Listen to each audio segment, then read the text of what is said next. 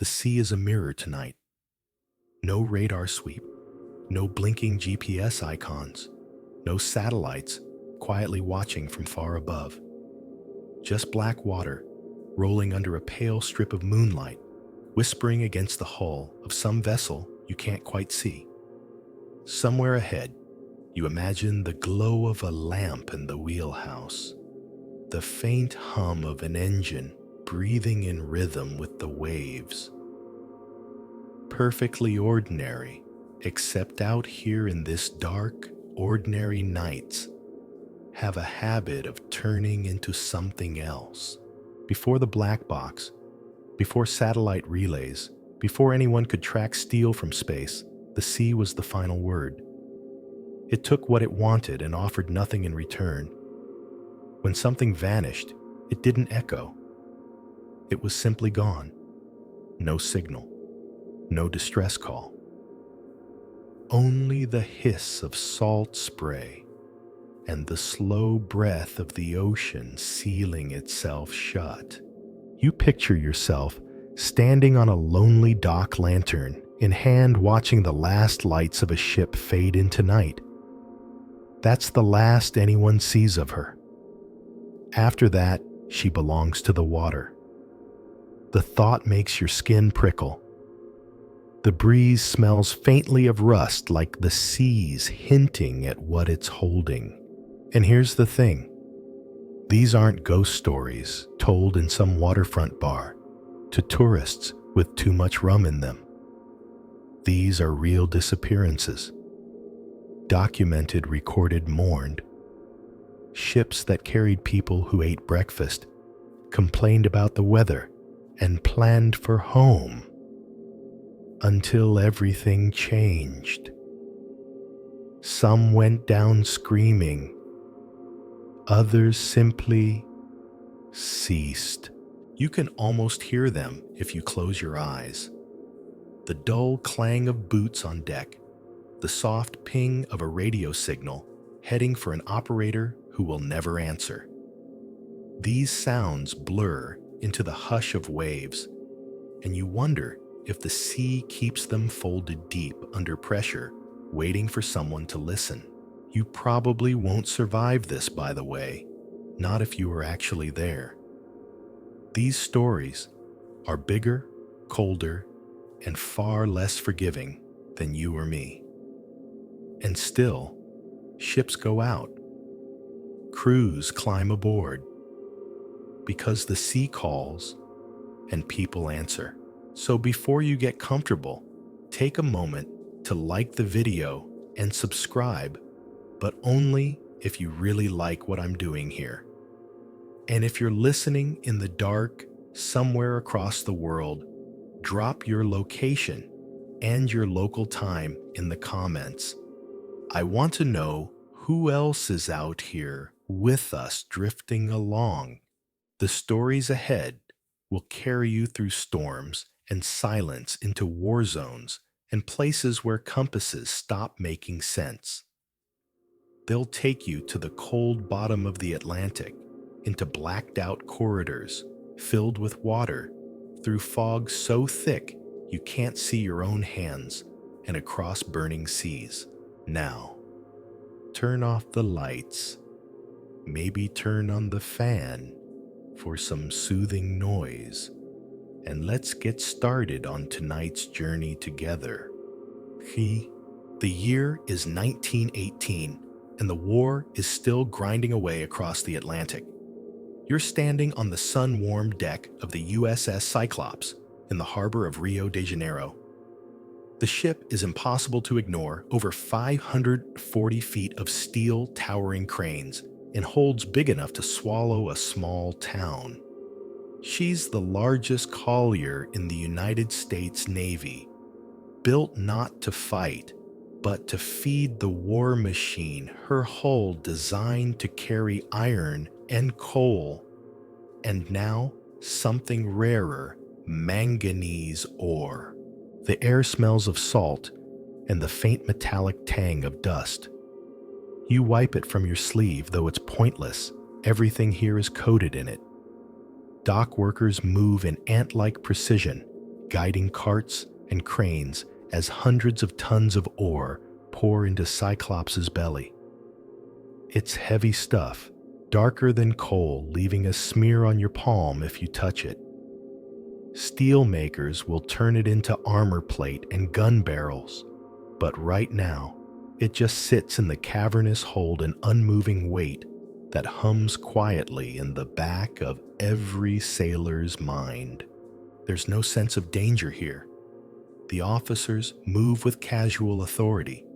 The crew lounges by the rails, trading cigarettes. Some write letters in the shade, squinting against the glare. Others lean out over the water, watching smaller boats dart like minnows between the freighters.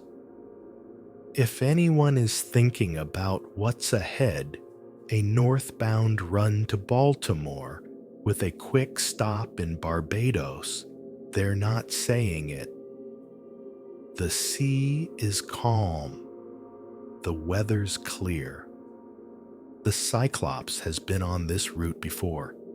She's a workhorse, her triple expansion steam engines pushing her along at a steady pace, the big screw churning a wake like the seam of a giant's coat. Below deck, you can feel the slow, heavy thump of her machinery through the soles of your boots. It's the heartbeat of the ship, and when you're at sea long enough, you stop noticing it until it changes. But for now, it's as steady as the tide. By the morning of departure, her holds are sealed.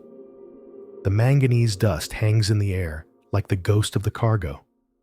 You stand at the rail as the lines are cast off, watching Rio slip away in layers of color, red roofs, green hills, the blue curve of the bay.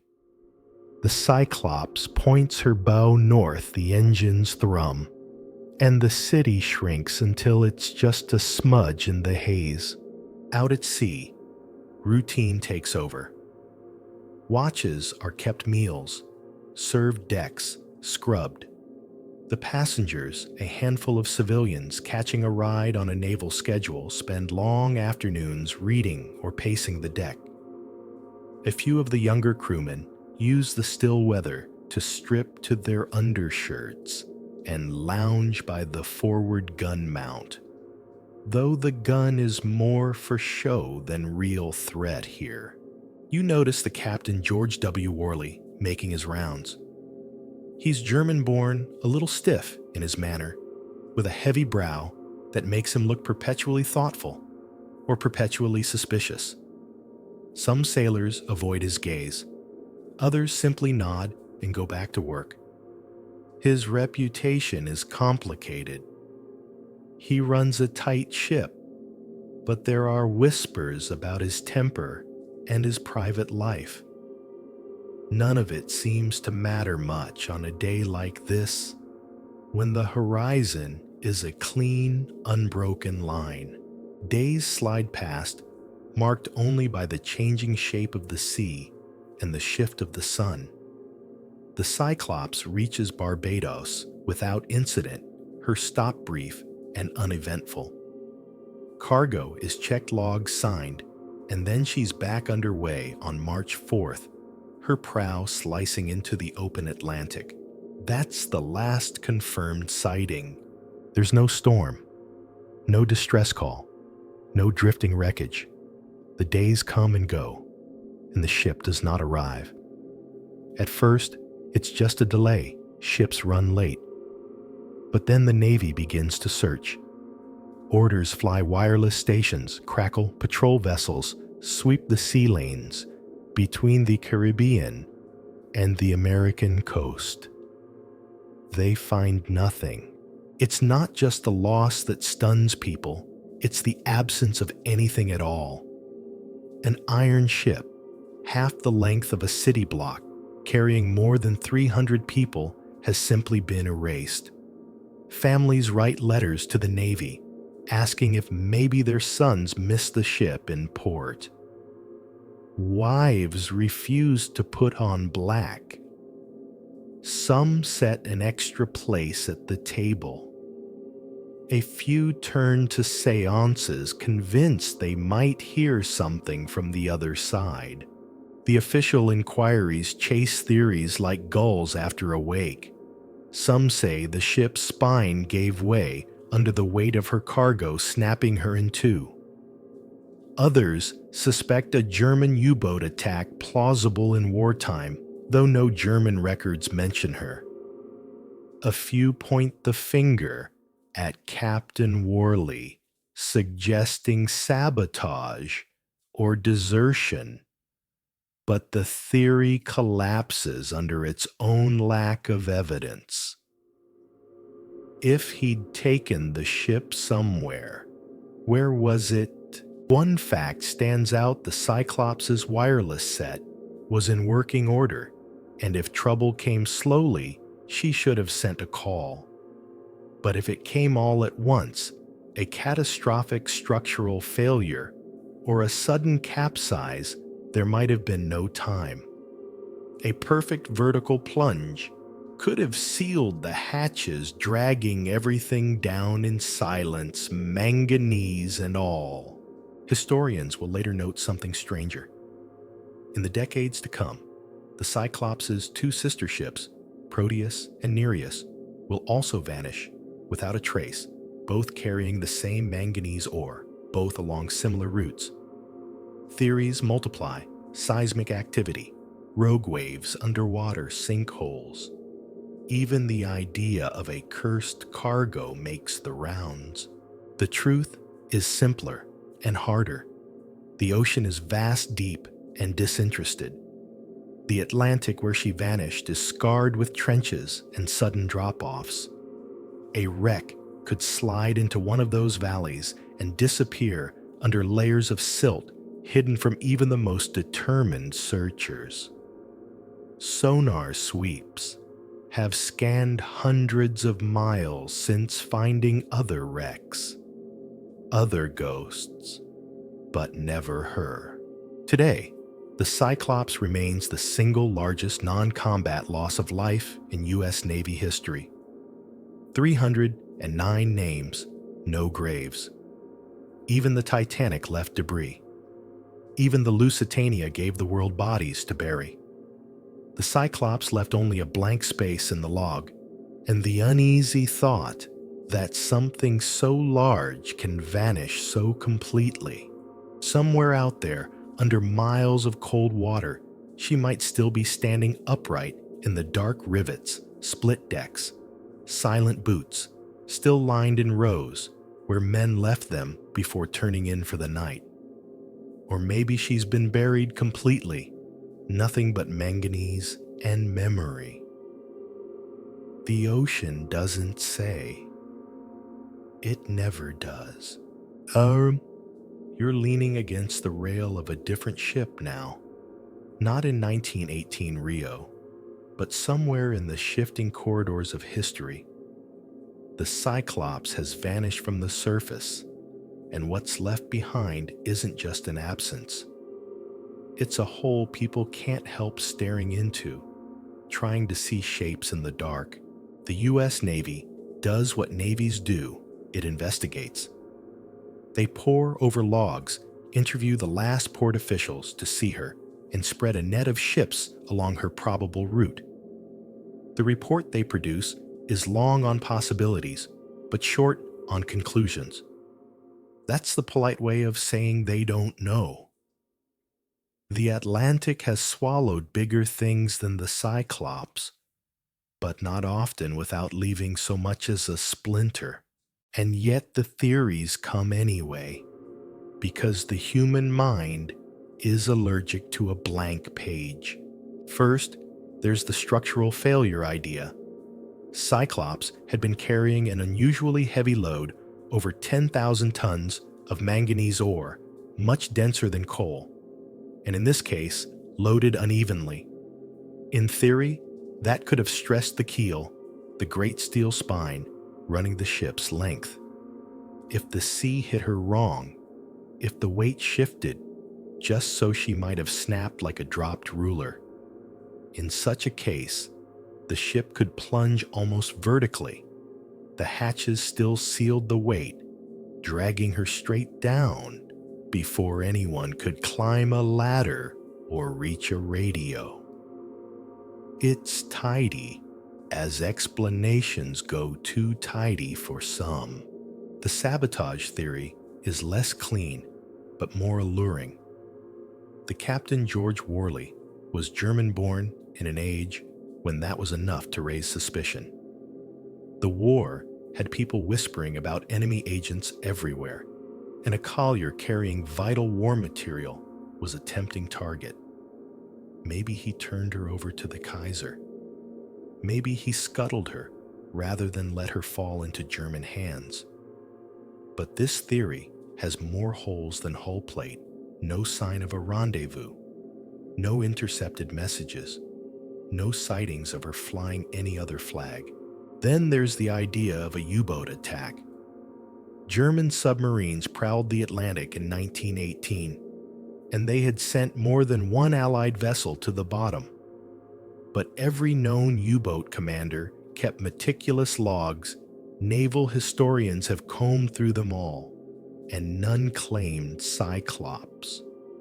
And even if they had, it would be strange to sink her without the usual torpedo signature, or without any survivors on the surface for other ships to find.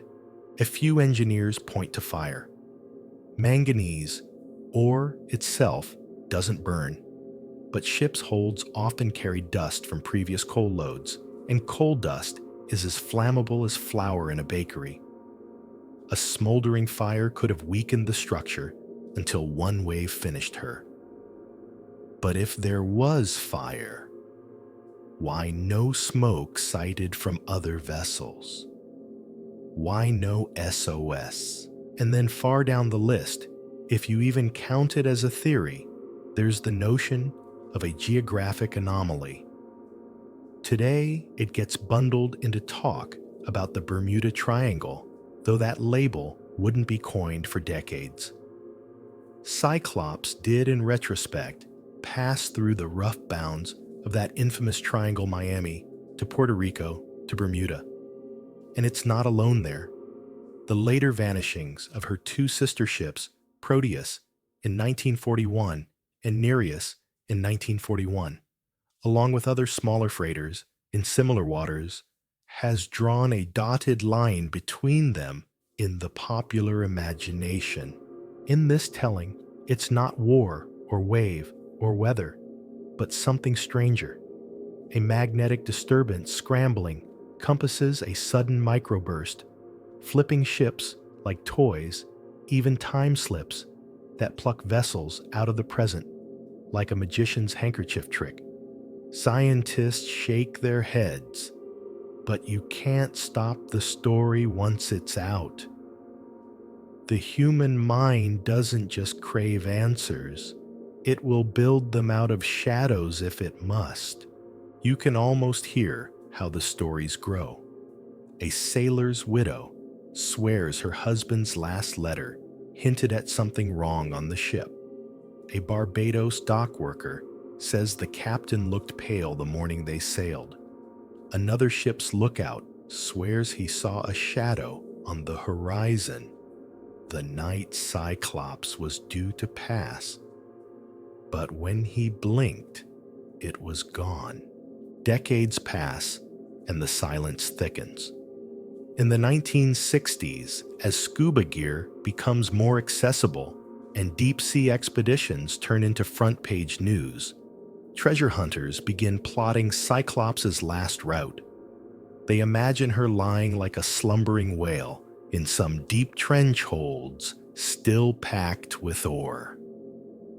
They raise money, make plans, and come back empty-handed. The sonar screens show wreckage all the time, just never hers.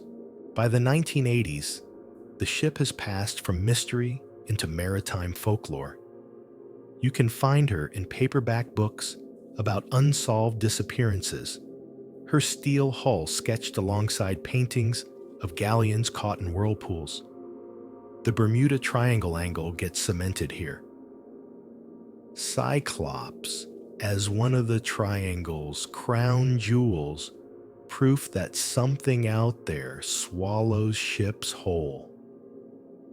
That this is mostly a pop culture flourish doesn't stop it from sticking.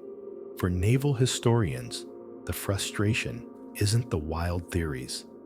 It's that the most likely explanations are the least satisfying. A broken keel and a fast plunge could erase a ship without leaving much debris. The ocean floor in her last known area is jagged full of deep valleys where wreckage could hide forever. And manganese ore, unlike oil, doesn't leak or leave a trail.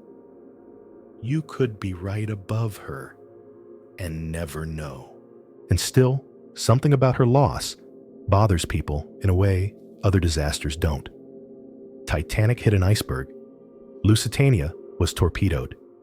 These are events you can picture. The Cyclops is different. She left one port and never reached another. No storm, no enemy, no signal, just a clean break in the record. It's absence without drama, and in its own way, that's more haunting. There's an odd detail that surfaces in some accounts, a letter written by a crewman during the final voyage.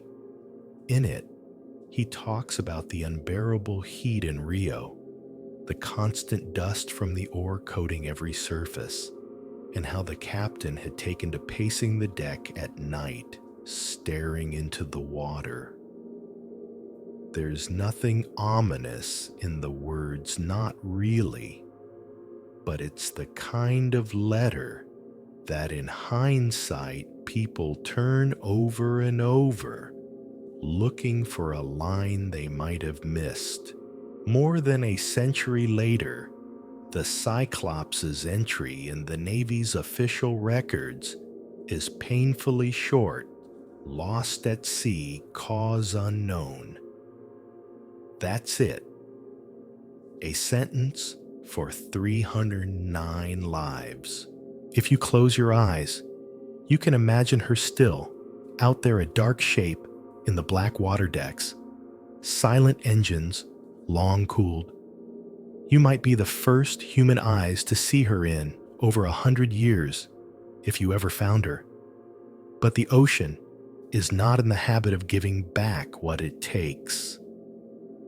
And for the Cyclops, it seems to have made an exception in secrecy, not in mercy. So, it's easy to forget that when the Cyclops vanished, she wasn't alone. Not in the way ships are never truly alone at sea. She had sisters. 2 of them, in fact. They were nearly identical, same steel bones, same broad decks, same yawning cargo holds, and their names would eventually be whispered alongside hers Proteus and Nereus. For a while, these sister ships lived out their service in the expected way. They ferried coal and ore, made their crossings in all weather, took their maintenance in dry dock, and steamed back out again.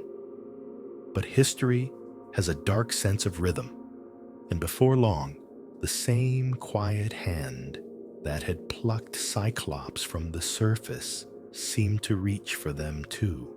Proteus vanished in 1941 while carrying bauxite from St. Thomas to the U.S. East Coast. Bauxite, like manganese, is heavy dense enough to strain a ship's structure if not loaded carefully. The weather was rough that December, but not catastrophic. No distress call. No wreckage. Just another steel giant erased. Nereus followed in almost the same pattern only weeks later, also carrying bauxite, also gone without a trace. The odds of 3 sister ships, all carrying unusually heavy ore cargoes, disappearing in roughly the same region without survivors or debris. Well, Even the most practical mariners admit it's an eerie coincidence. And coincidences are fertile ground for stories. Some point to the ore itself. Manganese bauxite, neither explosive, neither flammable, but both dense, both unforgiving, if unevenly loaded. Imagine a ship's keel, a steel spine meant to take the bending forces of waves like a suspension bridge takes wind. Add thousands of tons of weight pressing straight down, and it's like tightening a bow until it hums.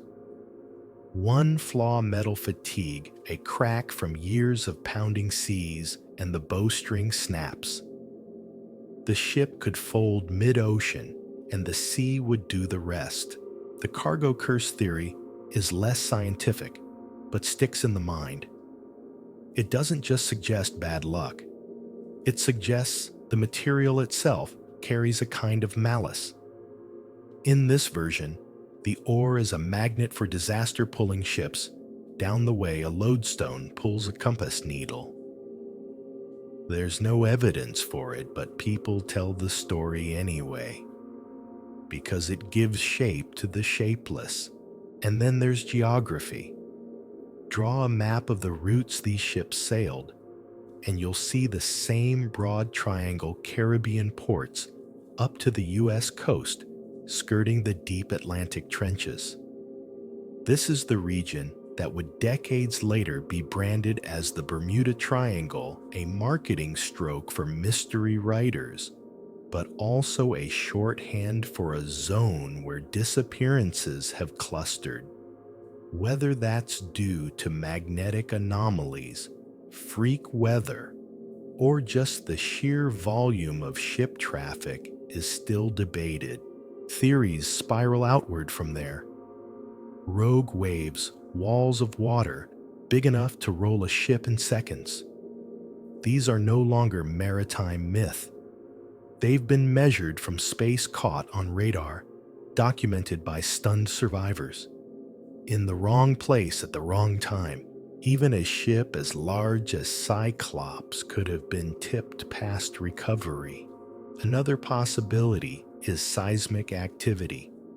The Atlantic seafloor is far from still, and undersea landslides can displace huge amounts of water.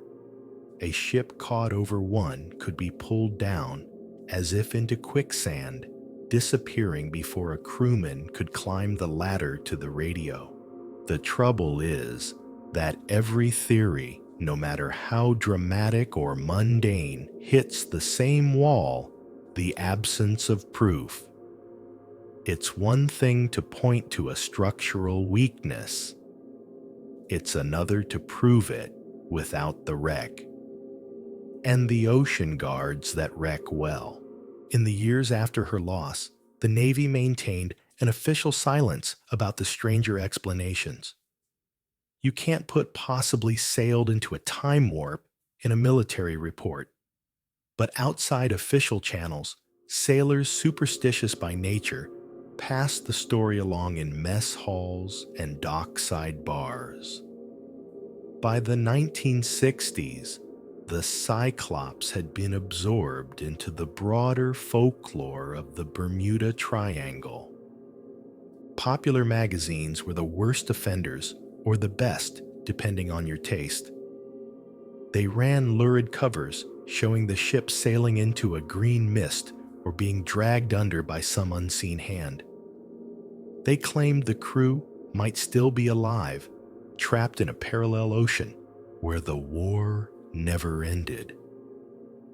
None of it was sourced, but it didn't need to be.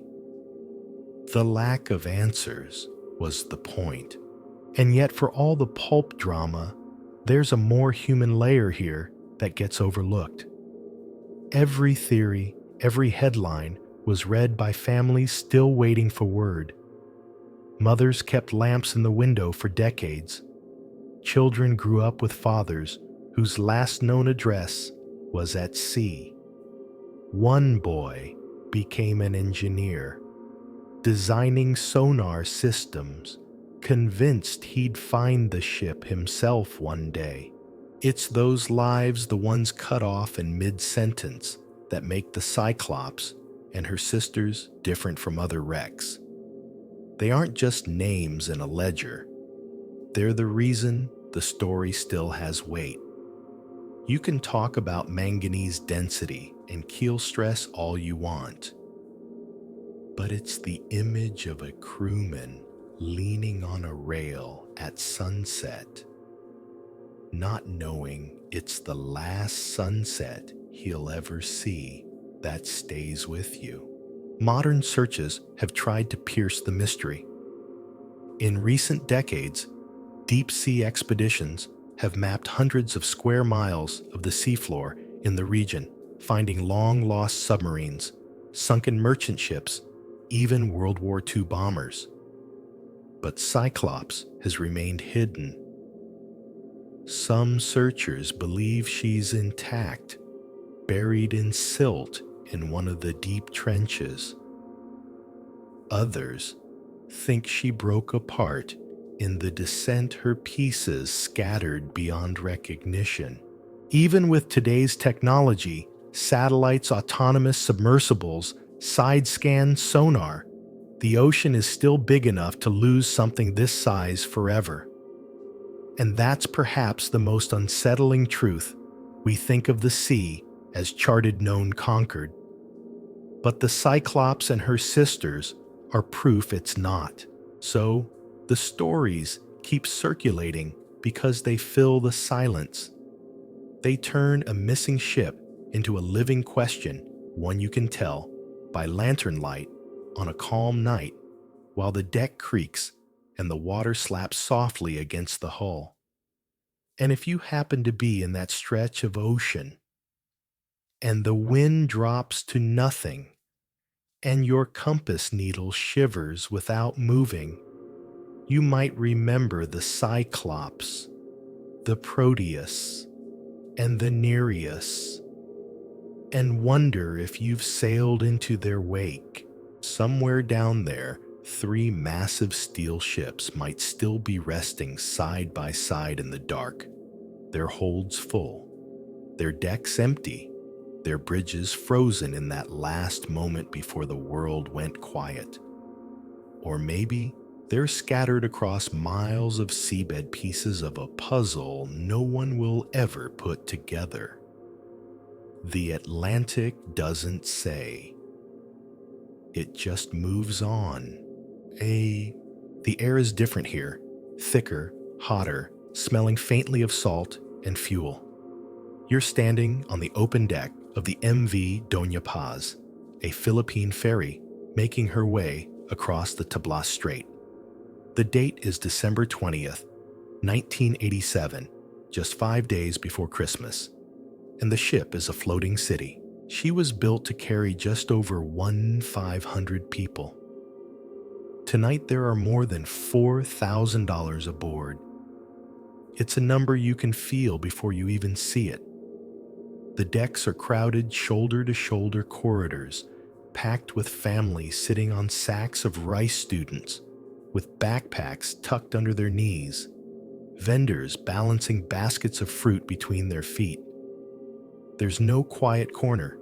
Every space is occupied. People sit on stairs and lifeboat stations in the shade of ventilation ducts. The air is warm and humid, laced with the mixed smells of frying oil from the canteen and diesel from the engines. The sea is calm, a mirror under a darkening sky. The Tablas Strait has its moods, but tonight it's almost too still. A breeze flutters the shirts strung to dry on makeshift lines between railings. Children chase each other in loops between the benches, ignoring the shouts of tired parents. Somewhere below, a cassette player struggles to compete with the low thrum of the engines, blasting tinny love songs into the night. You walk forward toward the bow, stepping over sleeping passengers sprawled on woven mats. The Doña Paz isn't glamorous, But she's steady, a workhorse ferry, making her familiar run from Leyte to Manila. For many aboard this trip is a holiday ritual, going home to family, bringing gifts wrapped in newspaper, carrying enough food to last the long night. The crew moves through the throngs with practiced ease, collecting tickets from those who have them, nodding to those they know are here without. Officially, the manifest will list fewer than half of the people aboard. Unofficially, everyone knows the truth. By late evening, the sea has turned to a black glass. You lean over the rail and catch your own reflection in the dim light of the deck lamps. Far out, the sky meets the water in a horizon you can't quite see. It's easy to forget, in the noise and press of bodies, how much open water surrounds you. Sometime after 10, a smell begins to creep in. At first, it's faint, just a bitter edge under the usual diesel and salt. Some passengers wrinkle their noses, glance at one another, then shrug. On a ship, this crowded smells happen. Someone's cooking, someone spilled something. Then, without warning, the world changes. A deep metallic shudder runs through the deck. You hear a grinding sound, steel on steel, followed by a sharp, unnatural tilt to port. Passengers stumble. Children cry out. The crowd surges toward the rails, eyes straining into the dark. Off the starboard side, there's a shape low and squat, moving fast, an oil tanker, its navigation lights out. The MT Vector, though no one here knows its name yet. The impact is deafening. A shock runs through your knees as the Vector's bow tears into the Doña Paz's flank. For a moment, there's just stunned silence, then a chorus of shouts and the rising pitch of panic. The collision has ruptured the tanker's cargo tanks. Gasoline and kerosene spill into the sea, spreading in an invisible slick between the two vessels. You smell it before you see it. The air sharpens the fuel fumes, clawing at your throat. Someone shouts, "Fire!" And then impossibly quickly, there is. The slick ignites, and the water itself begins to burn. Flames ripple across the surface like orange lightning racing up the sides of both ships. On the Doña Paz, chaos explodes. People run in every direction, tripping over sleeping mats, dropping bags. The crew is nowhere to be seen.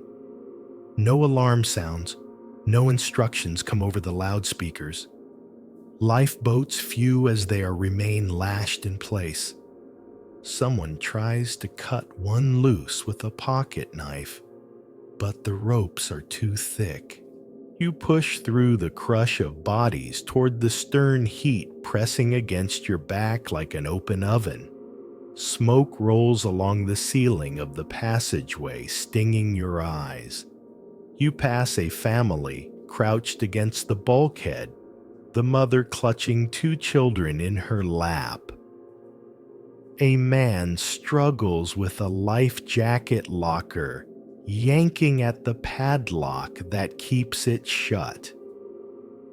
Inside, orange vests sit unused while people choke on smoke.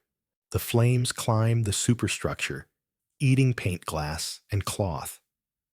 Passengers who've reached the rail are faced with an impossible choice: stay on a burning ship or jump into water on fire. Some leap anyway, their bodies vanishing into the darkness with a slap and a hiss. For a few seconds, you see them swimming. Then the slick catches up, and the water blooms in light around them. The Vector is in worse shape. Her crew, already minimal, is fighting a losing battle against a fire fed by thousands of barrels of petroleum. She begins to list heavily, her hull blackened and glowing in spots. Within minutes, she's gone, taking most of her crew with her on the Doña Paz. The fire is everywhere now. It's in the stairwells, in the cabins, curling through the vents. The deck beneath your feet grows hot enough to feel through your shoes. The only clear air is up on the very top deck, where people are climbing the rails, trying to find a spot to jump.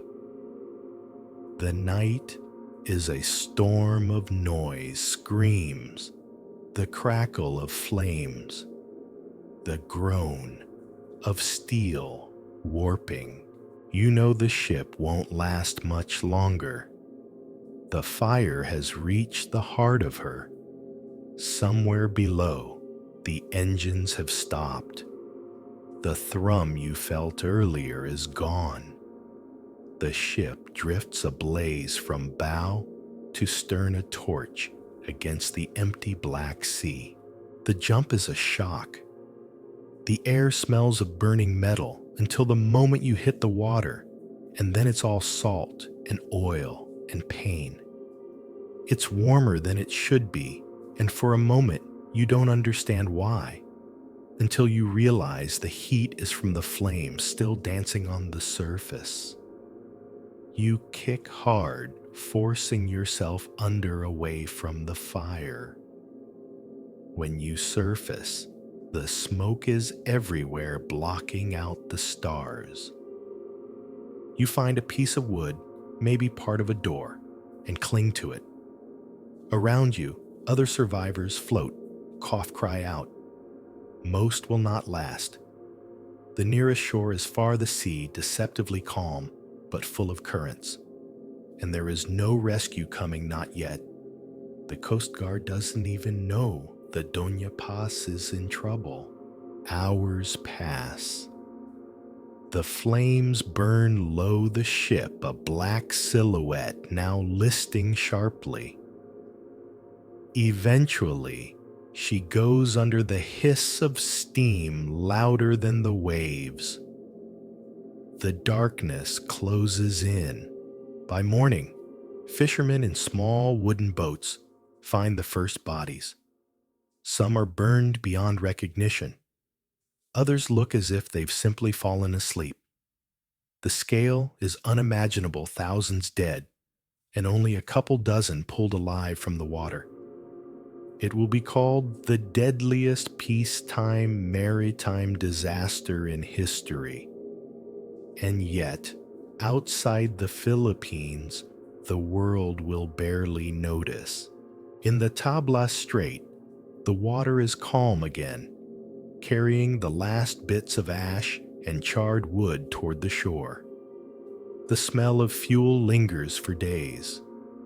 If you stand on the beach and close your eyes, you might hear the hum of an overloaded ferry's engines, the laughter of children chasing each other down a narrow deck, the faint creak of steel, and then nothing but the sound of fire meeting water.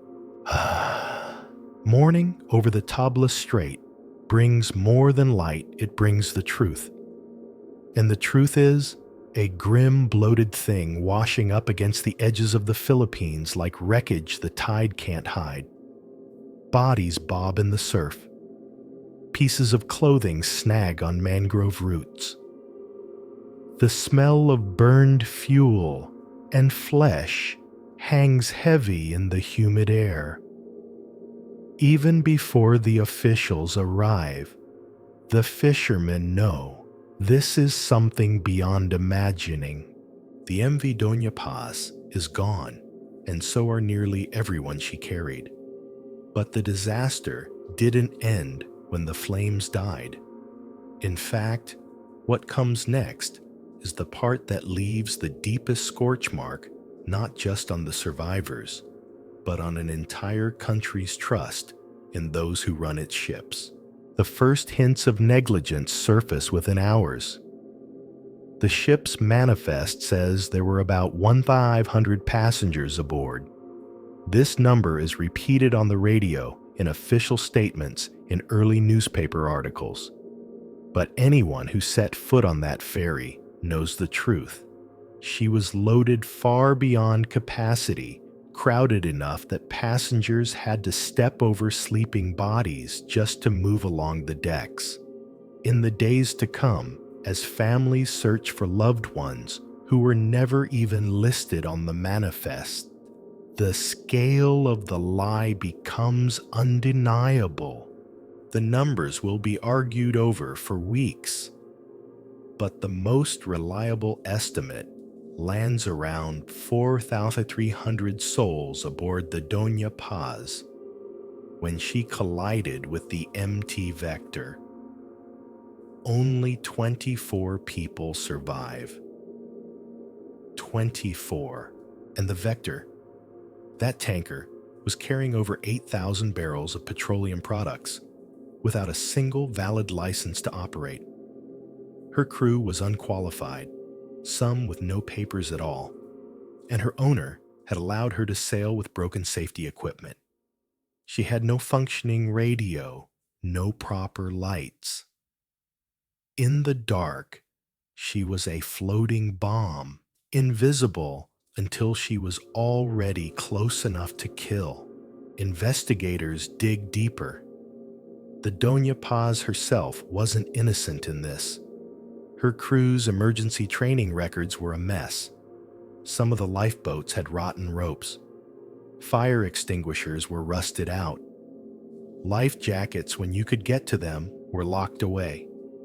And the worst of it, in those crucial first minutes after the collision, no alarm was sounded. Many passengers had no idea what had happened until the heat and smoke were already closing in. If there is one common thread running through the disaster, it's indifference. The ferry was overloaded because it was Christmas season, and everyone knew extra passengers meant extra profit. The tanker was unlit and undermanned because it was cheaper that way. Regulations existed, but enforcement was as thin as the paint on the ship's hulls. Survivors' testimonies paint a damning picture. One man recalls pounding on the locked door of a life jacket locker, trying to break it open while people screamed for help around him. Another remembers seeing a crewman jump into the water almost immediately after the collision, never to resurface. A young woman who lost her parents says she didn't even know where the lifeboats were stored. No one had ever told her. The official investigation, when it finally wraps up, confirms what everyone already knew. The Vector was operating illegally. The Doña Paz was criminally overcrowded, and both ships had safety violations that should have kept them in port. But the report doesn't bring closure. Few people are prosecuted. The shipping companies pay small settlements. No one serves significant prison time. And in a few months, ferries will once again sail from Leyte to Manila, just as overloaded as before. It's a kind of collective betrayal. People who lost family in the disaster watch as the industry shrugs and goes on. Politicians give speeches about reform, but the laws stay toothless. The Maritime Authority promises stricter inspections, but passengers boarding ferries. The next Christmas notice, the same overcrowding, the same locked life jacket, lockers, the same untrained crew. The Doña Paz becomes a story told mostly in the Philippines. In the wider world, it's a headline that fades almost instantly. Perhaps it's because it didn't happen in a Western country. Perhaps because the victims were poor working class, far from the media centers of New York or London. Compare the coverage to the Titanic, both maritime disasters, both staggering in scale. But the Titanic had icebergs, violins, first-class passengers in gowns. The Doña Paz had diesel smoke burning fuel, and families carrying sacks of rice. In Cat Balagan, one of the towns that lost dozens of residents, the annual Christmas preparations will never feel the same. Survivors gather by the shore each December 20th, lighting candles that flicker against the night breeze. The sea glitters under the flames, indifferent to their grief. Some say prayers. Others stand in silence, staring out over the black water, remembering. An odd fact surfaces during one of these vigils, a detail only a few survivors mention. On that night, just before the collision, the air was so still that the sound of the Vector's engines should have carried across the water. But no one heard them. Maybe the engines were idling. Maybe the ship was drifting. Or maybe in that strange calm, the sea itself was holding its breath. Historians still debate whether the collision was unavoidable or if just a minute's warning could have saved hundreds of lives. The few survivors carry their own ghosts. One man says he still wakes at night to the smell of burning fuel. Another admits he can't stand on a crowded bus without feeling trapped, his chest tightening as he remembers the press of bodies on the Doña Paz. Some survivors never speak about it at all, as if silence concealed the memory away. And the Tabla Strait, it looks the same as it ever did, wide and calm, with the islands rising green out of the water. Boats still cross daily, their wakes vanishing into the blue. The ocean never keeps score. The tragedy of the Doña Paz isn't just that she burned or that she sank. It's that she was doomed long before the collision. Every shortcut, taken every inspection, skipped every rule bent for profit, was a link in the chain that led to that night. By the time the MT Vector appeared out of the dark, the disaster was already built piece by piece in boardrooms and harbors far from the Tabla Strait. When you think about the Doña Paz now, you might picture her decks packed with people laughing, eating, sleeping, watching the dark horizon. You might imagine her lights glowing against the night. But somewhere in that same vision is the quiet knowledge that the ferry was never truly safe, that everyone aboard was trusting a system that would fail them completely. And once that trust is broken, the sea becomes a different kind of place, one where you never stop scanning the horizon, wondering what's coming. The year is 1872, and the North Atlantic is in one of her calmer moods. The brigantine Mary Celeste slices through the water under a pale winter sun, her white sails billowing lazily. She's a workmanlike vessel, 103 feet, from bow to stern broad, in the beam solid underfoot. She's been through a few owners already in her short career, battered once on a reef rebuilt and sent back into service. But she's no ghost. Not yet. You step onto her deck in early November, just before she departs from New York Harbor. Captain Benjamin Briggs is in command, a respected seaman with more than 2 decades at sea. He's not traveling alone.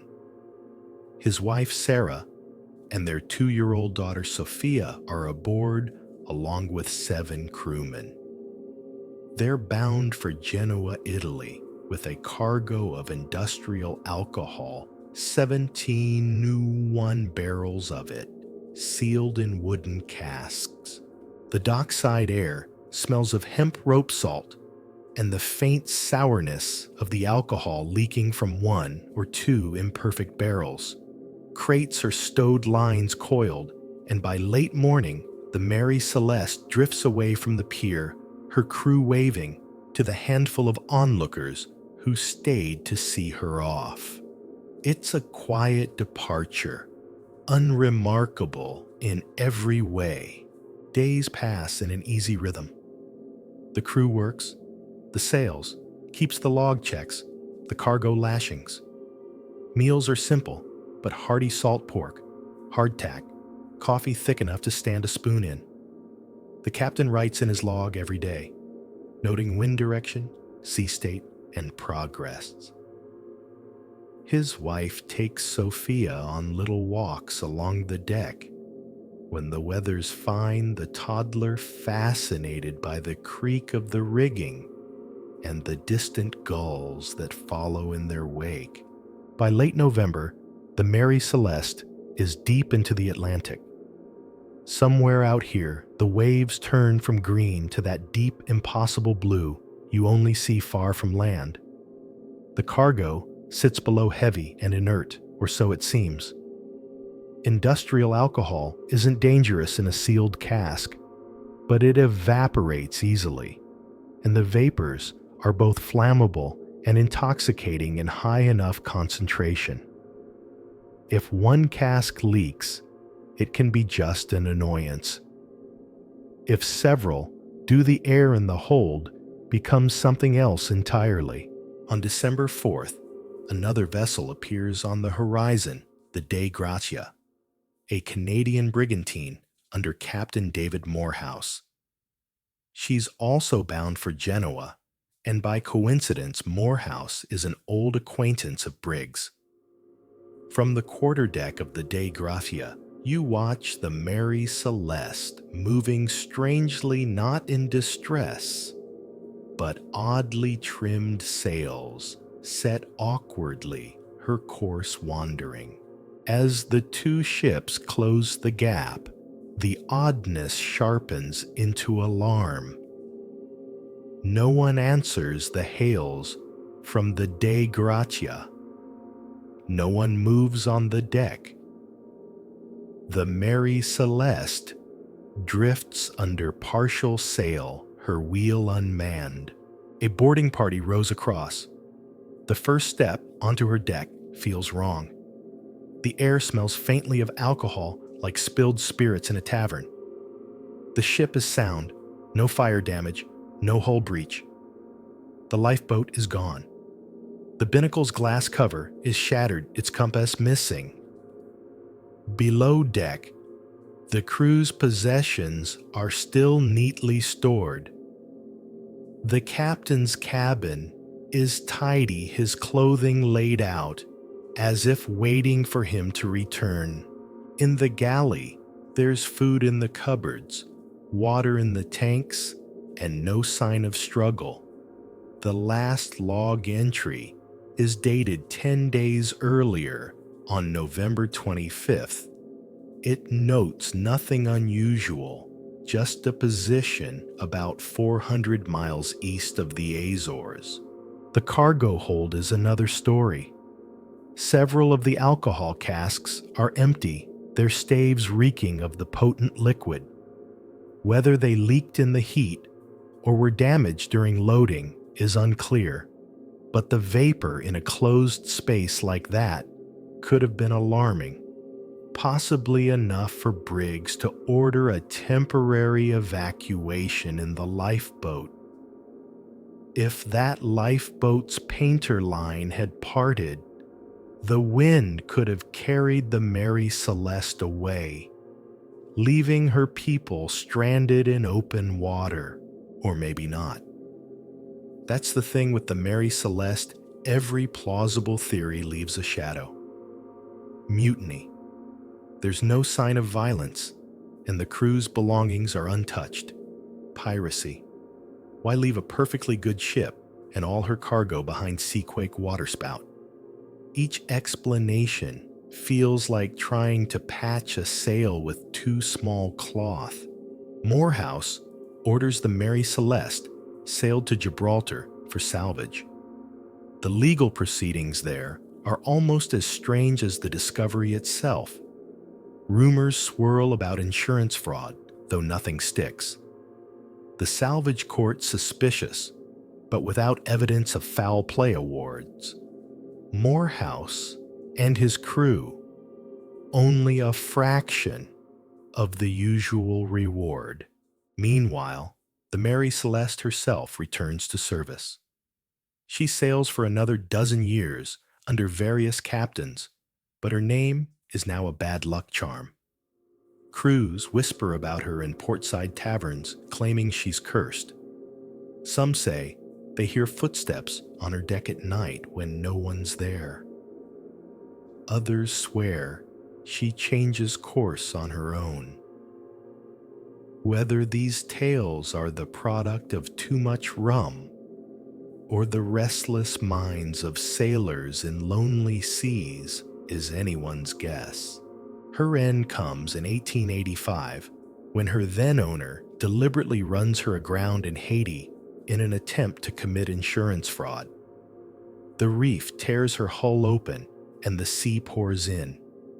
She settles there in the shallows, the waves breaking her apart over time until nothing remains but splinters and a story too strange to forget. The mystery of the Mary Celeste has outlived every man, woman, and child who ever set foot on her. Historians still debate the likeliest cause of the abandonment.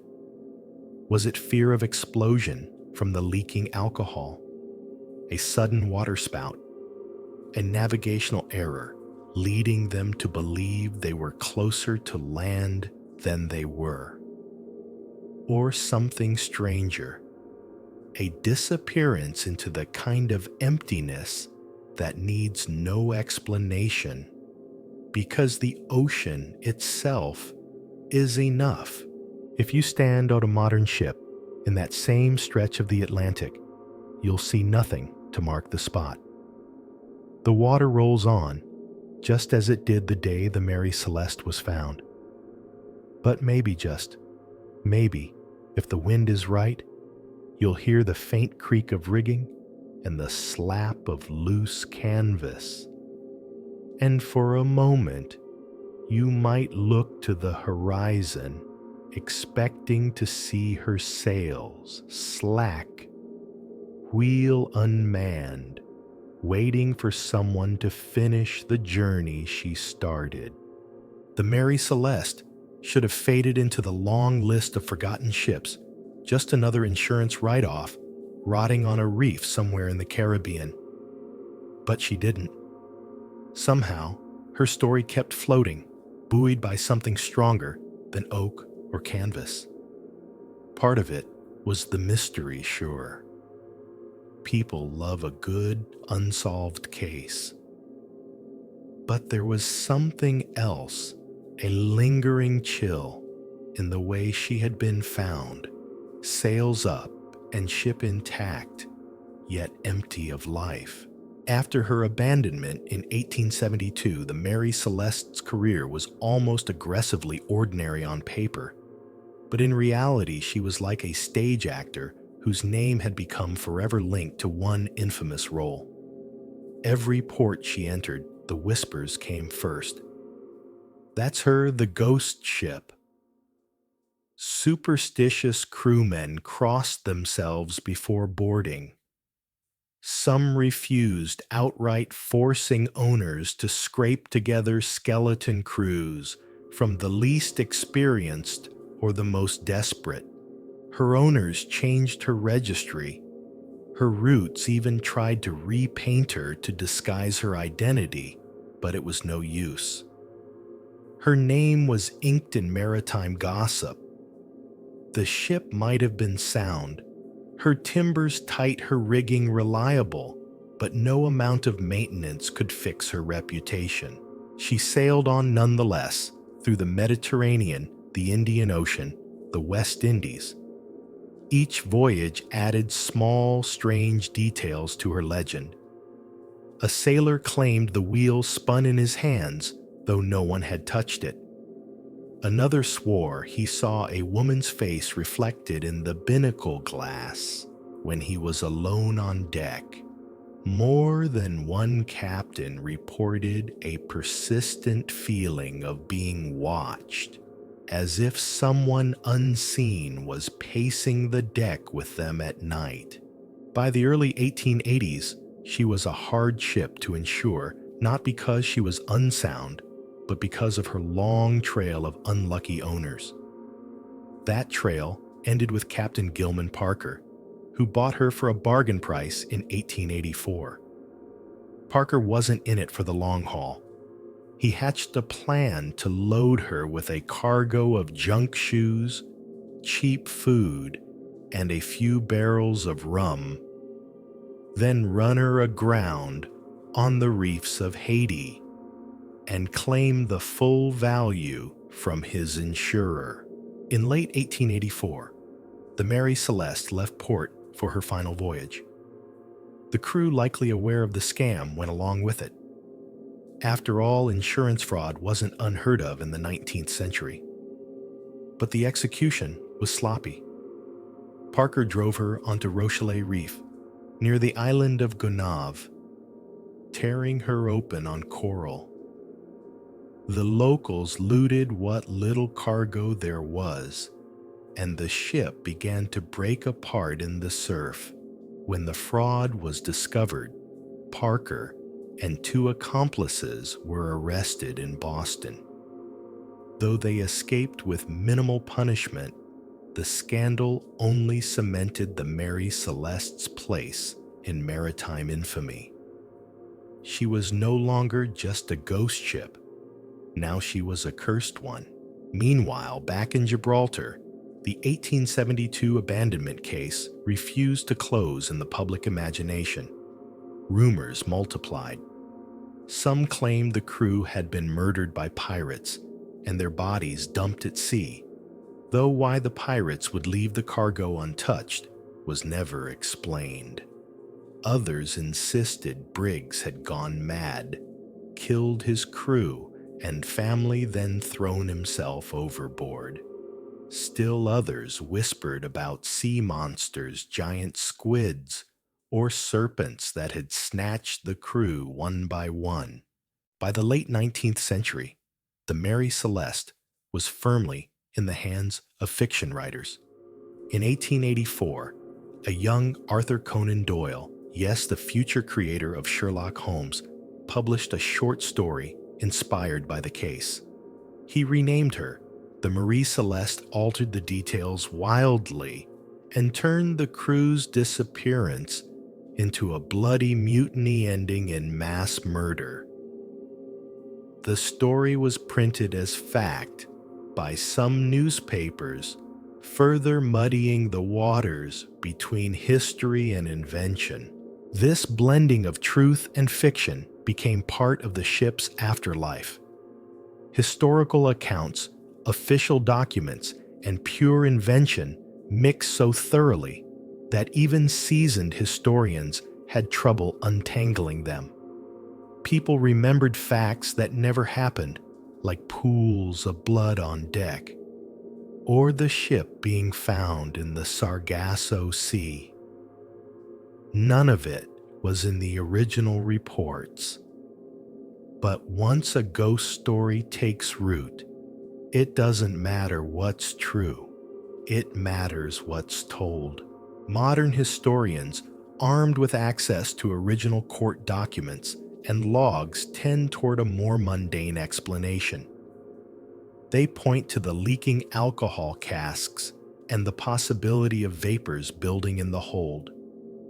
A small explosion, a flash without fire, could have panicked Briggs into ordering everyone into the lifeboat temporarily.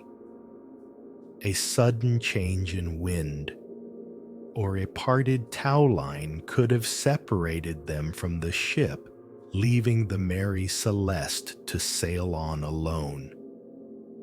But even this neat explanation has its holes. No one can prove the barrels were leaking badly enough to cause danger.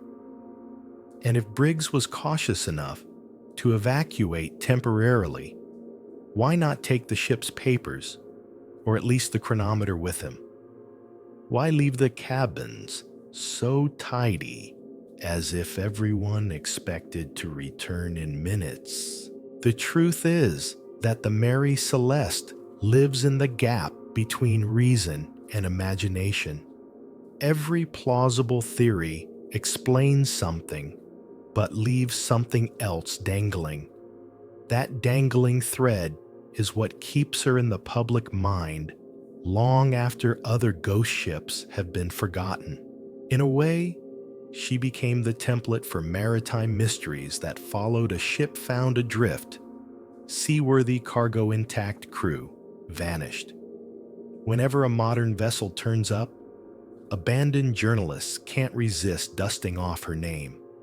She's the point of comparison, the original ghost ship, in an age when that term still had bite. Stand at the edge of the Rochelet Reef today, and you won't see her. The sea took what was left long ago, but divers say the currents there sometimes play tricks, pulling in odd directions, creating eddies where the water goes still. It's easy to imagine, if you're the superstitious type, that she's still down there in some form, the last of her timbers wrapped in coral, her story still whispering through the water. And if by some strange miracle she had survived those reefs and gone on sailing, maybe she'd still be out there, now sails white against the horizon, drifting under an empty wheel, waiting for someone to climb aboard and find nothing but silence. That's the thing about the Mary Celeste. She didn't just vanish once. She's been vanishing over and over every time you think you've grasped her story, only for it to slip away again into the fog. Sai. The ocean in 1968 is not the same as it was in 1872. Now it hums with the quiet war of steel shadows, sonar pings, and coded transmissions that vanish into the ether before most of the world even knows they exist. This is the height of the Cold War, when every patch of open sea might be hiding a submarine, and every submarine might be hiding a nuclear payload. You're aboard the USS Scorpion, a skipjack-class nuclear-powered attack submarine, long and lean, her hull shaped for speed. She's been at sea for months, patrolling the Mediterranean and shadowing Soviet ships. The crew is tired, but disciplined 100 men who know every bolt and groan of the vessel they call home. She's more than a machine. She's an ecosystem, a tangle of reactors, torpedoes, sonar arrays, and the constant throb of machinery that you stop hearing only because it never stops.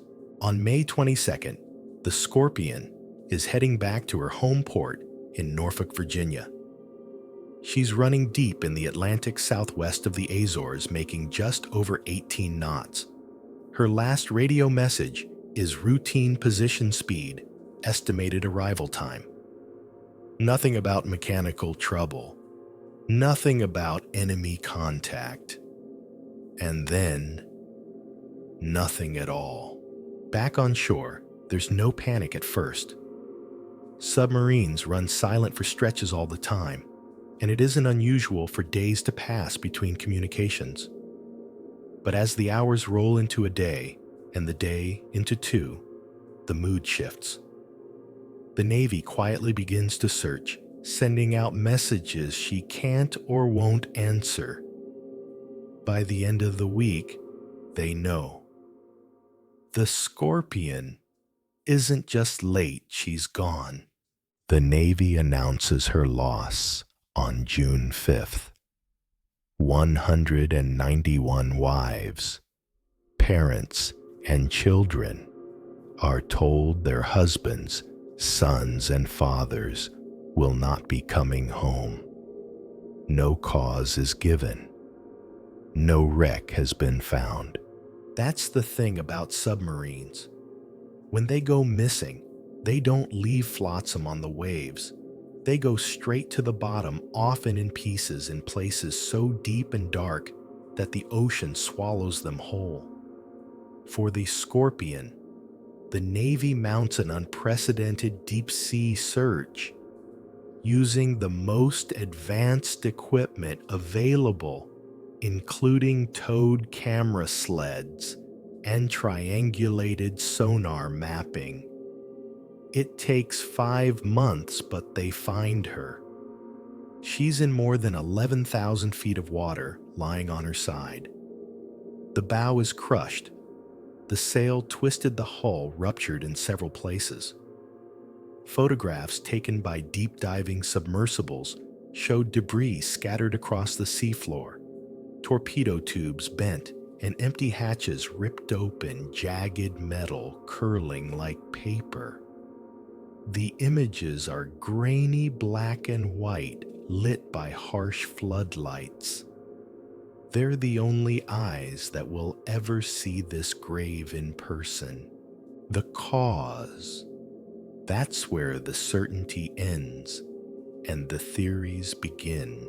One theory says she was sunk by her own torpedo, a malfunction, causing it to circle back and detonate near her hull. In this scenario, the explosion would have been devastating, breaching her forward compartments and sending her into a fatal dive. Some support for this comes from the fact that earlier in her service, the Scorpion had been reported to have problems with her Mark 37 torpedoes. Another theory points to a catastrophic mechanical failure, specifically a shaft seal leak in the propulsion system that could have flooded compartments faster than they could be sealed off. With water rushing in her bow, would have pitched down, increasing the descent rate until the hull gave way under the crushing pressure. And then there's the Cold War speculation. The Scorpion was returning from a mission that took her close to Soviet naval forces. Some believe she may have been intercepted, rammed, torpedoed, or otherwise attacked in retaliation for an earlier loss the Soviets had suffered. The Navy has never confirmed this, and Soviet archives, when they opened years later, had no record of such an engagement. But the idea persists, whispered in defense circles and among submarine veterans. The Navy's official line, delivered years later after multiple investigations, is vague, catastrophic hull failure due to flooding. They close the file without naming a specific trigger. Many of the technical details remain classified even decades on, fueling suspicion that there's more to the story than they've let slip. For the families, classified documents are just another layer of frustration. They hold annual memorial services at the Norfolk Naval Station, standing before a granite monument carved with the names of the 99 men lost. Wreaths are dropped into the water, white caps curling against the bow of the small memorial craft. Some bring children who never met their fathers, pointing to a name and saying, "That was him." There's an odd and unsettling fact about the Scorpion's final moments. Analysts studying recordings from the Navy's underwater listening network, SOSUS, identified a series of acoustic events on May 22nd that match the profile of a submarine imploding. The sounds occur in sequence, a small explosion, possibly a torpedo detonation or structural rupture, followed by a larger, longer noise as the hull collapses. The time between them is consistent with a long, uncontrolled dive into deep water. What those last minutes were like for the crew is something no one can know for sure. In an implosion at crush depth, death is instantaneous, quicker than a human nervous system can register pain. It's a small mercy in an otherwise merciless fate. Standing on the deck of a modern submarine, you might feel invincible. The hull is strong, the systems redundant, the crew highly trained. But the Scorpion reminds you that the sea is still stronger, and the smallest failure, mechanical, human, or both, can tip the balance. The wreck is considered a war grave. No salvage has been attempted, and the Navy has pledged to leave her where she lies, though they monitor the site for any signs of radioactive leakage from her reactor or torpedoes. For now, she rests quietly, her steel corroding molecule by molecule, her story still half buried in the secrecy of the Cold War. If you could stand on the seafloor beside her, the water above would be a crushing black weight. Her sail would loom out of the dark, like the shadow of some deep-sea creature, her hull scarred and silent. And somewhere in that stillness, you might imagine the faint hum of her engines, the echo of voices in narrow passageways, and the soft ping of sonar searching for something it will never find. If you were able to drift down through the Atlantic gloom and hover over the wreck of the Scorpion, the first thing you'd notice is how she isn't whole. Her pieces are spread across the seafloor like a dismantled model, each part resting where gravity and momentum left it nearly 6 miles down. The sail lies to one side, the hull split in two, the bow crushed and crumpled as though it were made of foil. This is what happens when steel meets pressures it was never meant to endure. For the men who served on her, this sight would be unrecognizable, more ruin than vessel. And yet the layout of the debris field tells a story if you know how to read it. The forward torpedo room lies near the point of impact, its tubes twisted open, as if the ship exhaled her weapons before dying. Behind that, the control room area is a jumble of fractured bulkheads. The stern section lies far from the rest, having torn away in the descent. The Navy's analysis of the wreck remains heavily redacted. What little they've released focuses on the physics of the collapse. At the depth where the Scorpion failed, water pressure reaches over 5,000 pounds per square inch. Once the hull breached, the implosion would have traveled faster than the speed of sound, compressing the air inside until it ignited into a shock wave. It would have been over in less than a heartbeat. Still, that doesn't answer the question that gnaws at families, historians, and former submariners. Why? The hot-run torpedo theory has stubbornly clung to the edges of official accounts. A hot run is when a torpedo's motor ignites in its tube, heating and pressurizing until it risks detonation. In the cramped forward compartment of a submarine, there's little room to maneuver such a threat. Procedure calls for ejecting it immediately, but a malfunctioning guidance system could, in theory, cause it to loop back. If it exploded near the hull, even outside the ship, the blast could cripple the Scorpion beyond recovery. Others in the submarine community lean toward a simpler mechanical failure. The Scorpion had a history of issues with her propeller shaft seals, which are meant to keep the ocean out while the drive shaft spins at high speed. If one failed catastrophically, seawater could have poured into the engine room, causing a loss of propulsion and power. A dead submarine is a sinking submarine without power to control buoyancy. The descent would have been swift and fatal. And then there's the theory, with the most shadow over it, Soviet involvement. The Scorpion was returning from a patrol in which he may have been tracking Soviet ships.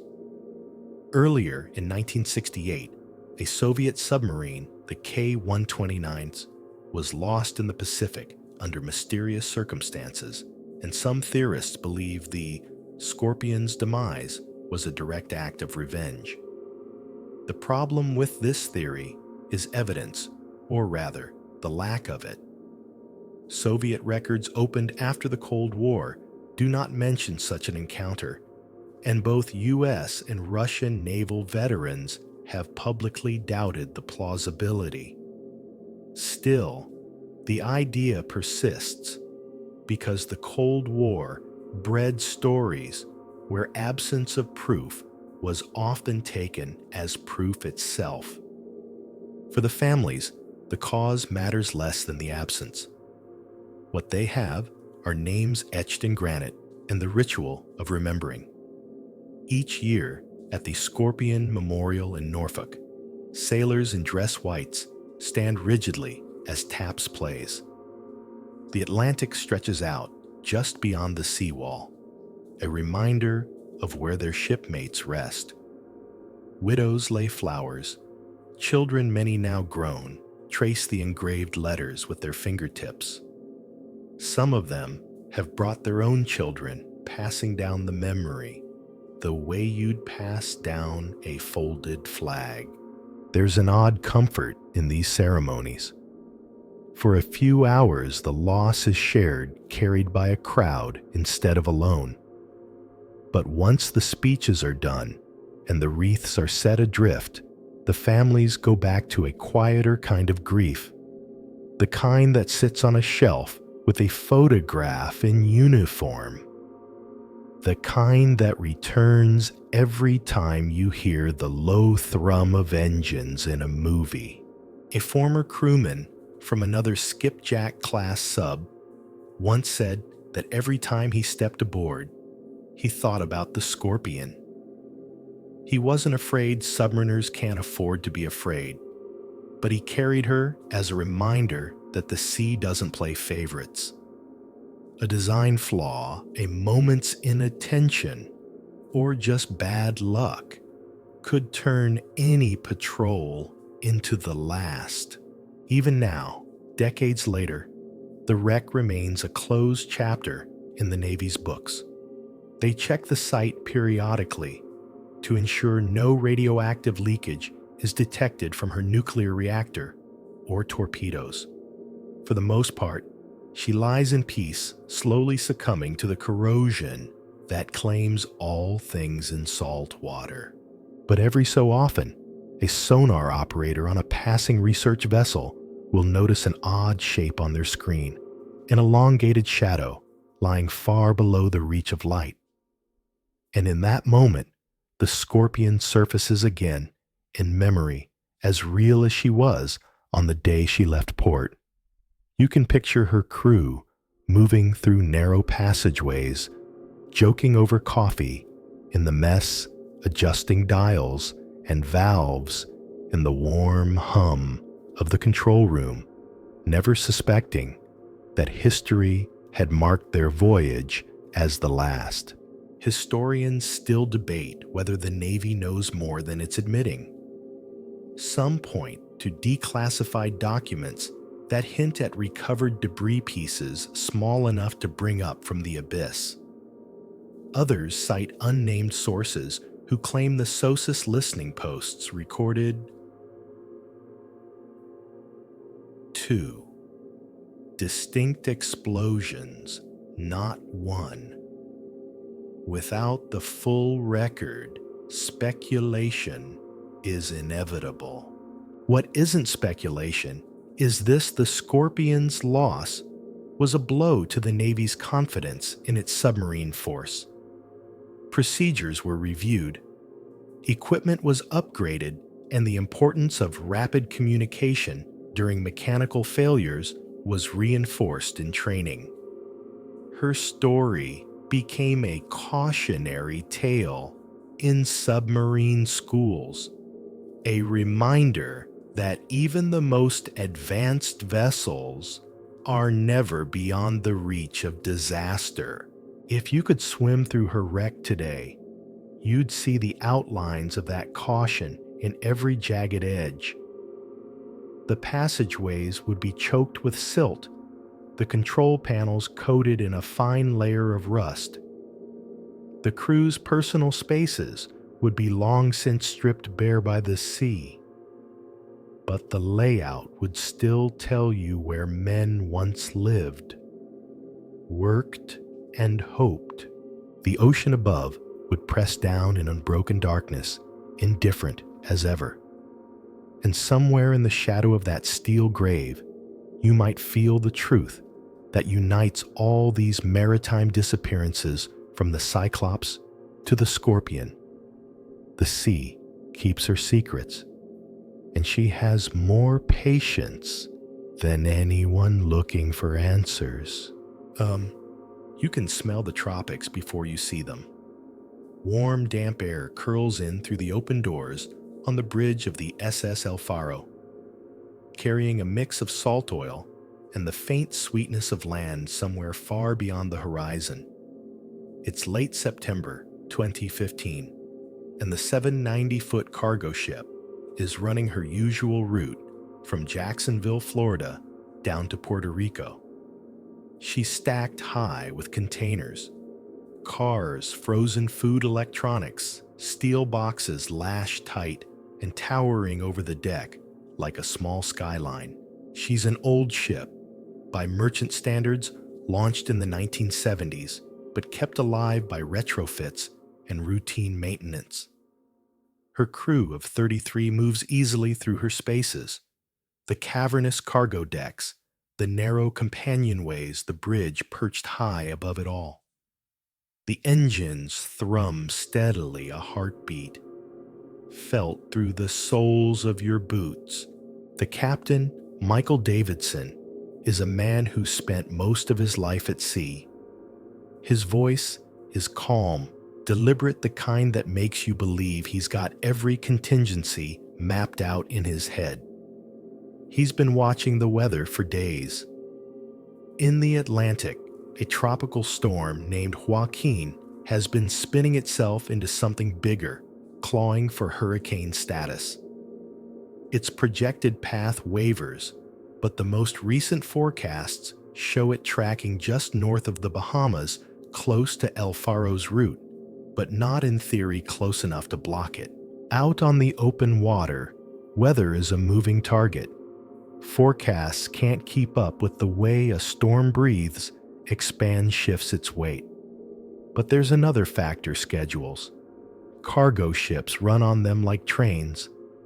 Delays cost money, and in the tight margin world of freight shaving, even a day off a voyage is worth the risk. El Faro is on time, and Davidson intends to keep it that way.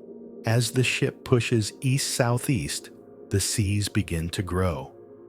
The long rolling swells are nothing unusual yet. But in the engine room, the chief engineer can feel the change in the rhythm. The ship begins to move differently, each roll lingering a moment longer. By the second night, Joaquin has strengthened into a Category 1 hurricane. The storm's wind field stretches wider than the weather graphics on the bridge computer suggest, and its track has shifted ever so slightly southward toward El Faro. Davidson reviews the weather updates from the ship's commercial routing service, but these updates are hours behind real time. In the world of hurricanes, hours are everything. On the bridge, a junior officer glances at the radar screen. A smear of weather dominates the east green and yellow blotches that pulse and crawl across the display. "It's closing in faster than forecast," she says quietly, almost to herself. By the early hours of October 1st, the wind is pushing past 50 knots. The sea is no longer rolling. It's breaking white water, streaming down the deck in surges that slam against the containers. The El Faro begins to pitch and heave the bow, disappearing into walls of water before rearing up again. Every crash sends a shudder through the ship, rattling plates in the galley and making the lights flicker in crew cabins. Davidson adjusts the course, edging southward to skirt the worst of the storm. It's a gamble. The hurricane is still moving, and its southern flank is already stretching across their path.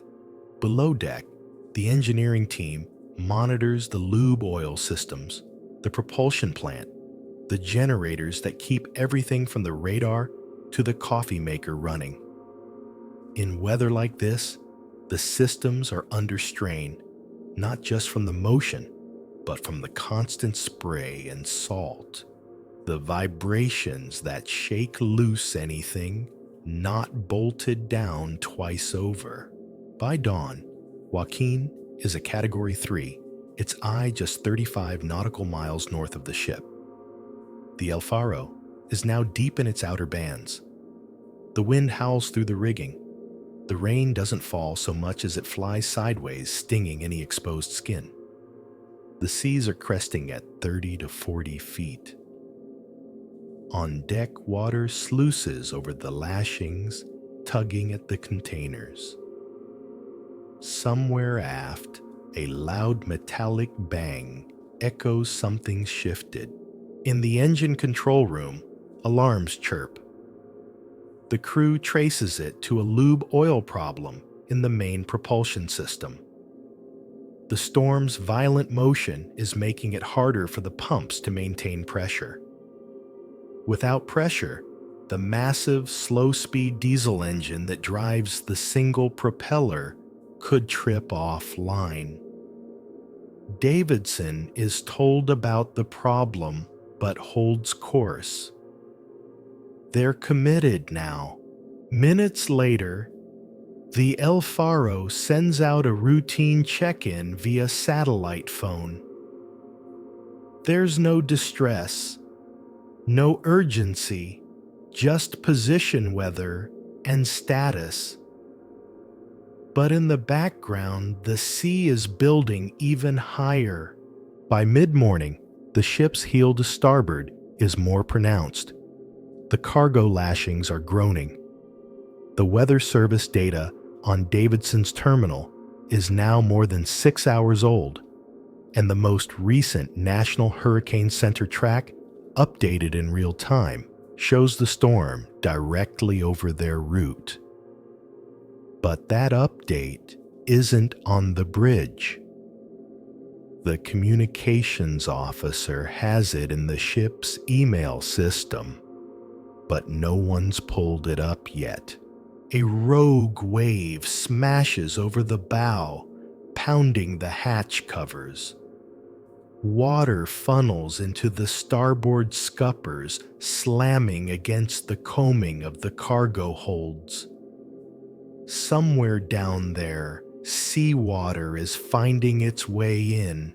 It's late morning, when Davidson radios the company's emergency response team. His voice is calm, but the message is different now. We've lost propulsion. Without the main engine, El Faro is at the mercy of the wind and sea, drifting sideways into the hurricane's fury. The ship rolls harder, containers twisting against their lashings. The storm doesn't pause for human crises. Waves slam the hull with the force of speeding trains. The wind howls over the funnel, tearing away loose gear. Somewhere in the dark belly of the ship, the engine crew is fighting to bring the plant back online, but every roll sends the oil in the sump sloshing away from the pump, starving the machinery. On the bridge, Davidson calls for everyone to don immersion suits. The order is slow to carry out. Suits are stored in lockers, and moving anywhere on the ship now means timing your steps with the violent pitch and roll. A few minutes later, El Faro transmits her final known position, 23.52 N, 74 2W. She is less than 20 miles from the eye of Hurricane Joaquin. The wind is now over 100 knots, the seas pushing past 40 feet. No one will hear from her again. When she doesn't arrive in San Juan, the Coast Guard begins to search. For days, they scan thousands of square miles of ocean, finding only an oil sheen, a single lifeboat battered and empty, and bits of debris. The El Faro herself lies undiscovered until late October, when a deep-sea ROV locates her upright on the seabed 15,000 feet down. Her stern is intact, her bow buried in mud. The bridge is gone, but the story of her last hours isn't over yet. Somewhere inside the wreck is the ship's voyage data recorder, the maritime black box. And in time, it will speak. When the remotely operated vehicle finally found the El Faro's bridge section in April 2016, it was lying on its side nearly 500 meters from the main hull, torn free by the storm's violence. Inside, under layers of silt and collapsed bulkheads, was the one thing investigators hoped for, but doubted they'd ever see again: the voyage data recorder, the maritime equivalent of an airplane's black box. Retrieving it was a nightmare of precision and patience. The ROV's manipulator arms worked in the dark, guided by floodlights that illuminated only a small cone of the wreck at a time.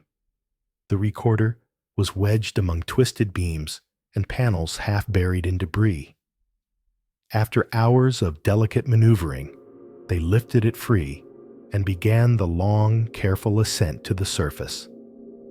When it broke into daylight for the first time in 7 months, it was a mud-caked cylinder, the size of a large thermos, small, almost underwhelming in appearance, but holding the voices of the El Faro's last day. It would take weeks to clean dry and process the data. But when the National Transportation Safety Board, NTSB, finally played back the recording, the room went still. Over 26 hours of bridge audio spilled out routine chatter course changes, weather reports, and then gradually, the sound of a ship tightening into crisis. It begins like any workday at sea. Greetings, light banter, a weather update that sounds cautiously optimistic. Captain Michael Davidson is confident in their plan to skirt the edge of Hurricane Joaquin.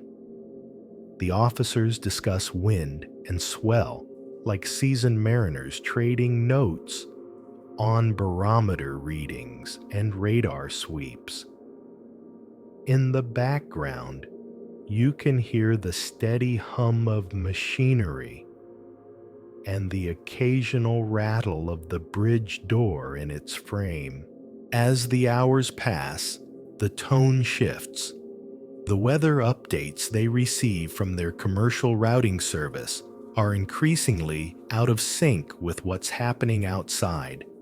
By the time Davidson learns the hurricane has shifted south, they're already inside its growing wind field. Waves crash over the bow, the sound so loud it rattles the microphones. You can hear the officers leaning into their words, raising their voices over the storm's roar. At one point, a crew member questions whether they should alter course more aggressively to avoid the worst of the weather. Davidson weighs the option, but decides to hold the line, trusting in their speed and the ship's ability to ride out the conditions. It's a decision that investigators will later dissect again and again, asking if caution could have saved them. The recording catches the first signs of mechanical trouble in the early morning hours. There's a report from the engine room about lube oil pressure dropping enough to cause alarms, though not yet catastrophic. The captain acknowledges it, instructs them to monitor closely, and keeps pressing forward. But the storm is already hammering them. As daylight creeps in through the bridge windows, though daylight is a generous term for the dim, rain-streaked gray, the problems compound. The heel to starboard grows worse, containers shift and groan against their lashings, and the crew begins reporting water where it shouldn't be. Somewhere below seawater is finding its way into the number 3 cargo hold, where vehicles and other goods are stowed. Davidson makes the call to slow the ship and try to bring the bow into the seas, hoping to reduce the heel and buy time to address the flooding. But in heavy weather, slowing can be a dangerous trade-off. It reduces strain, but it also robs a vessel of maneuverability. The hurricane, now a Category 3, has no intention of letting them steer clear. At 6:13 a.m., the black box captures the moment the engine shuts down. It's not dramatic, just the deep thrumming heartbeat of the ship cutting out, leaving only the howl of wind and the rush of water. Without propulsion, El Faro is no longer a ship so much as a very large, very vulnerable cork in the sea. The bridge voices grow more urgent. Davidson radios the company's emergency line reporting they've lost propulsion, are taking on water, and have a significant list. The operator on the other end tries to gather details, but every minute the hurricane is tightening its grip. Waves over 40 feet batter the hull. The ship rolls hard enough that you can hear gear crashing to the deck. Davidson orders everyone into immersion suits and life jackets. The recording catches the strain in their voices. Now this is no longer about making port on time. It's about surviving the next hour. But moving around the ship in those conditions is slow and dangerous. Some crew members can't even reach their suits before the situation worsens. By 7:29 a.m., Davidson radios the distress, "We are going down." The wind on the recording is a freight train. Roar the sea smashing against steel. There's a brief exchange about getting to the lifeboats, though these are the old-style open-top lifeboats, nearly useless in hurricane seas. In the last minutes of the tape, the bridge is chaos.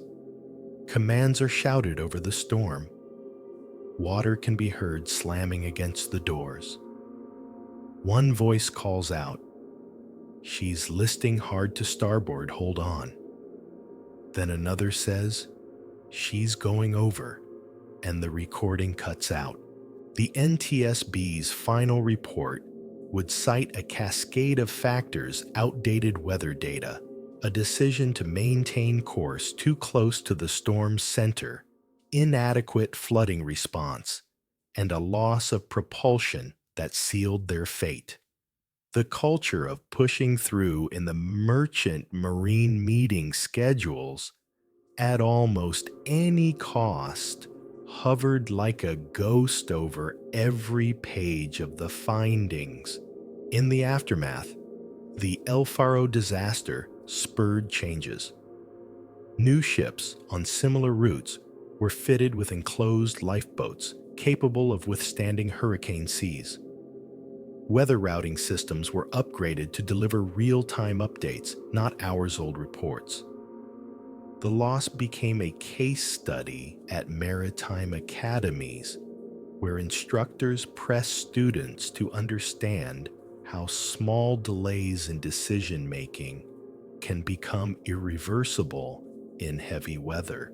But for the families of the 33 aboard, the black box gave something more personal. It gave them voices. For months, their loved ones had been just names on a list, a few photographs in uniform or in casual clothes at a backyard barbecue. Now they could hear them talking about the weather, joking over coffee, calmly making their rounds on the bridge. Even in the final hours, they were professionals doing their jobs, holding their ship together as long as humanly possible. Standing at the memorial in Jacksonville, where their names are etched in stone, you can imagine that last morning on the bridge, the walls trembling with each wave, the windows streaming with rain, the captain gripping the wheelhouse rail, while the hurricane roared around them. And somewhere in that moment, the quiet understanding that the sea had decided this was the end. The year is 1945, and the war is over, but the U.S. Navy is still busy in the skies over Florida. The air is thick with the smell of salt and oil, the sound of propellers buzzing in the distance. Naval Air Station Fort Lauderdale hums like a beehive. You're standing on the tarmac in the pale winter light of December 5th. 5 TBM Avenger torpedo bombers sit lined up in a row, painted in the faded blues and grays of wartime camouflage. Their engines cough to life one by one, sending bursts of exhaust into the crisp air. The planes aren't carrying bombs today. This is a navigation training flight known as Flight 19. The mission take a triangular course out over the Atlantic practice bombing runs, then turn back toward base. The pilots are young, most in their early 20s, but trained. Leading them is Lieutenant Charles C. Taylor, an experienced combat veteran recently reassigned stateside. His students are a mix of confidence and nerves, eager to prove they can handle the long, lonely stretches of ocean navigation. At 2:10 p.m., they lift off and sequence their radial engines roaring as they climb eastward over the glittering water. The weather is decent broken clouds, a steady breeze, visibility good enough to see the horizon. From the cockpit, you can see the green coastline fading behind, and the Atlantic opening wide ahead, a silver-blue expanse broken only by the white froth of waves. The first leg goes smoothly. They make their bombing run over the uninhabited hens and chicken shoals, then bank north for the second leg of the triangle. But somewhere after 3:00 p.m., radio transmissions start to hint at trouble. This is FT-28. The voice crackles over the radio Taylor's call sign. We seem to be off course. Can't see land. Repeat. We can't see land. In another burst of static, Taylor reports his compass is malfunctioning, both his magnetic compass and the backup. Without them, over open ocean navigation becomes guesswork. His men rely on his lead, so when he's uncertain, the entire formation is adrift. Back at Fort Lauderdale, radio operators strain to pick up the details. Taylor's voice is calm but clipped professional. He believes they may be over the Florida Keys, so he turns northeast to try to reach the mainland. But if they're actually northeast of the Bahamas, as some believe, this heading will take them farther out to sea. For nearly 2 hours, the planes zigzag across the Atlantic, voices crossing the airwaves in short, tense bursts. A student pilot's voice cuts in. If we could just fly west, we'd get home. But Taylor, still convinced they're over the Keys, insists on his course. The formation stays together, trusting the lead. By late afternoon, the weather has worsened. The sun sinks. Clouds, thicken rain, spatters against canopies. Over the radio, one pilot reports they're running low on fuel. Taylor orders them to ditch together when necessary, so they can stay close in the water. At 6:20 p.m., a final faint transmission. All planes close up tight. We'll have to ditch unless landfall. When the first plane drops below 10 gallons, we all go down together. After that silence, the Navy's response is immediate. Within an hour, search planes are combing the sea, their spotlights slicing the darkness. One of them, a giant PBM Mariner flying boat, takes off from Banana River Naval Air Station with a crew of 13. 20 minutes later, it too vanishes from radar. Other ships in the area report seeing a fireball in the sky, possibly the Mariner exploding mid-air from a fuel vapor ignition. The Atlantic has claimed not just the 5 Avengers, but the searchers too. Over the next 5 days, the Navy throws everything it has into the hunt over 300 aircraft, dozens of ships, covering 250,000 square miles of ocean. They find no wreckage, no oil slicks, no bodies. It's as if the planes were erased. The official report calls it cause unknown, suggesting navigational error, compounded by compass malfunction. But the mystery doesn't stay neatly filed. Within a few years, Flight 19 becomes one of the cornerstone stories of the so-called Bermuda Triangle, a vast, vaguely defined stretch of ocean where ships and planes are said to disappear without explanation. Theories blossom like coral. Some stick to the mechanical magnetic anomalies interfering with compasses, sudden squalls, fuel exhaustion leading to ditching in heavy seas.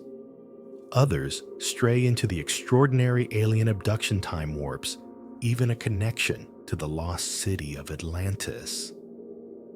The fact that neither the Avengers nor the Mariner were ever found feeds them all. One odd fact buried in the radio logs catches the imagination of mystery hunters. At one point, Taylor reportedly said, "Everything looks strange, even the ocean."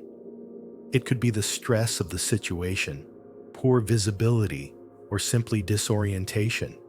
But in the lore of the Bermuda Triangle, it's quoted like a riddle. Decades later, the Navy would revisit the case with new technology. Side-scan sonar has mapped much of the seafloor in the area, turning up wrecks from other eras, but never the definitive remains of Flight 19. In 1986, divers found a group of TBM Avengers off Florida, but tail numbers proved they weren't the missing flight.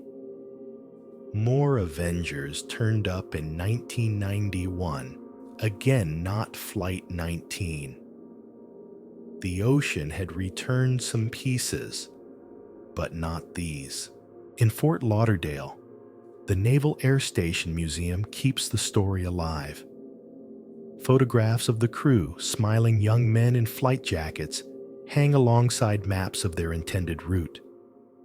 A plaque lists their names, and in a glass case, a compass, like the ones that failed them, sits beside a rusted propeller blade recovered from another crash. Standing there, you can almost hear the low rumble of their engines over the sea. See the 5 planes flying tight formation into a fading sky. And if you were on the bridge of a ship in the Atlantic that evening, scanning the horizon in the storm's dim light, you might have glimpsed them dark silhouettes skimming low over the waves, heading for a coast they'd never reach. The disappearance of Flight 19 didn't end with that final faint radio call. In many ways, that's where its second life began, not as a Navy training mission gone wrong, but as the seed of one of the most famous maritime legends of the 20th century. Over the decades, those 5 Avengers and their missing search plane have been folded into the sprawling, misty borders of what people call the Bermuda Triangle.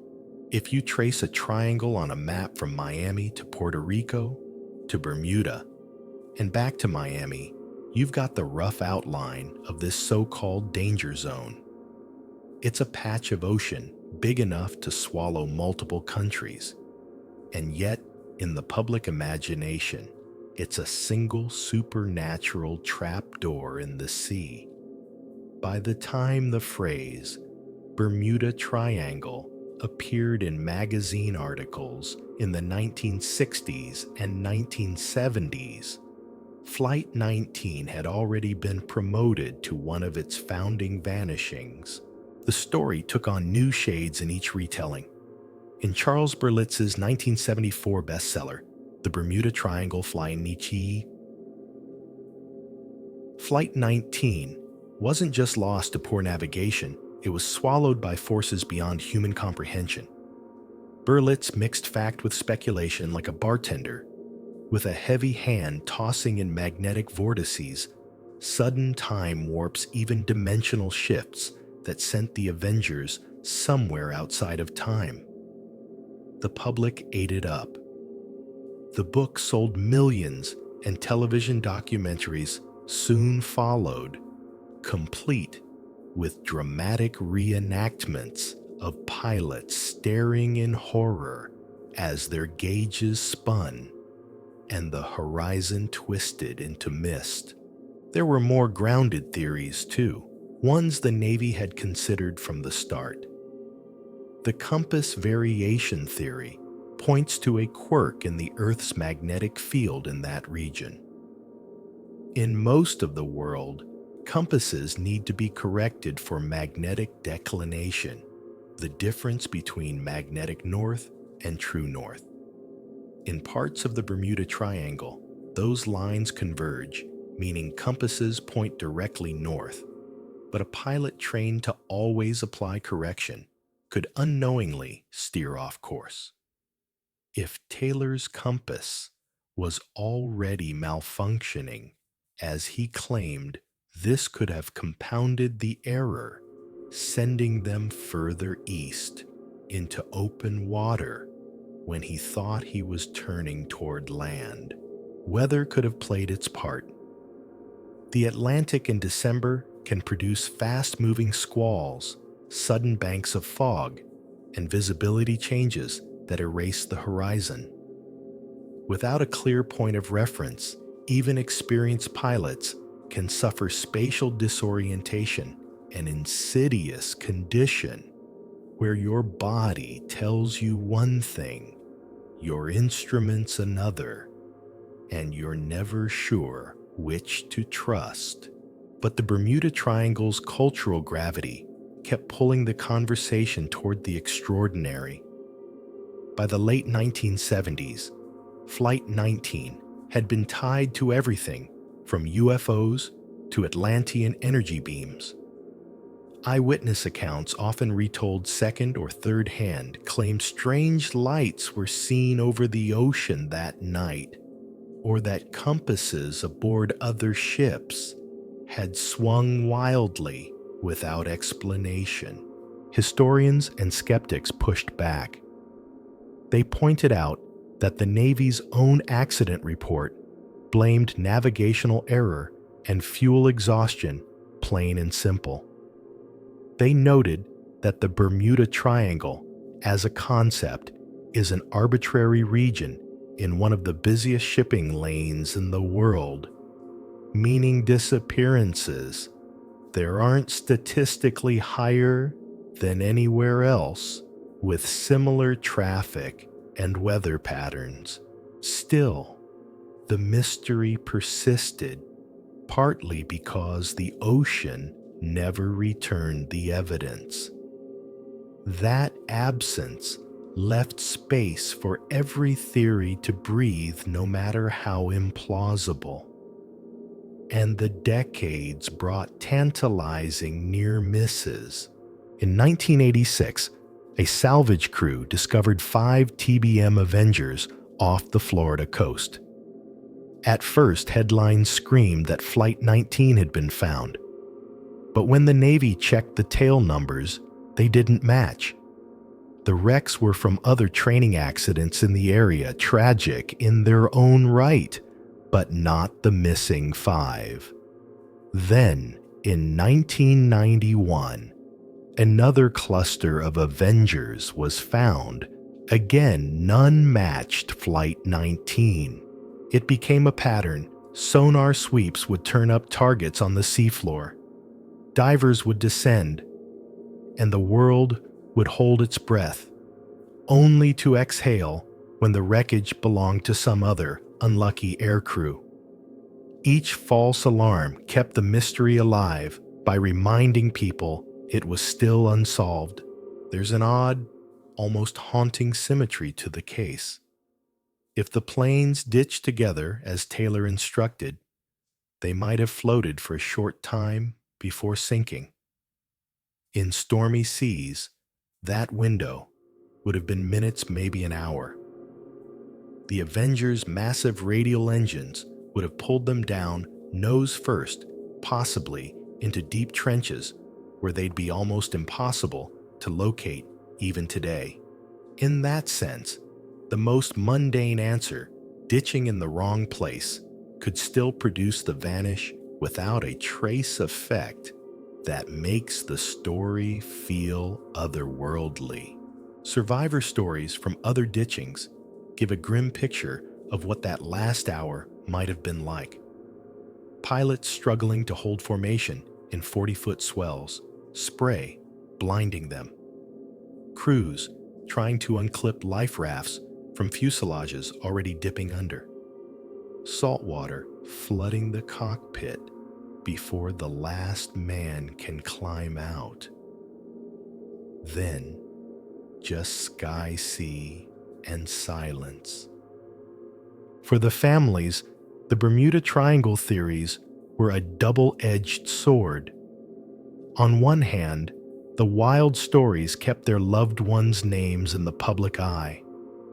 On the other, they sometimes overshadowed the men themselves, turning them into characters in a paranormal tale instead of flesh and blood sailors and airmen. At the Naval Air Station, Fort Lauderdale, Museum Flight 19 is remembered without the science fiction gloss.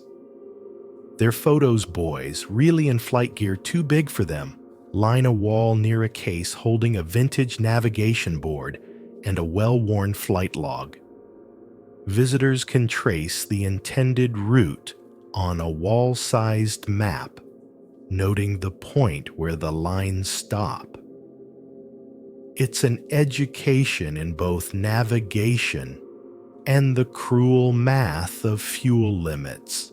Historians still debate whether Taylor's original compass problem was real or misinterpreted by later transcription.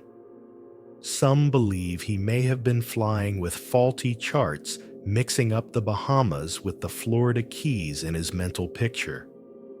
Others suggest that if even one plane's compass worked, the group could have made it back if Taylor had allowed someone else to lead. But military discipline is rigid.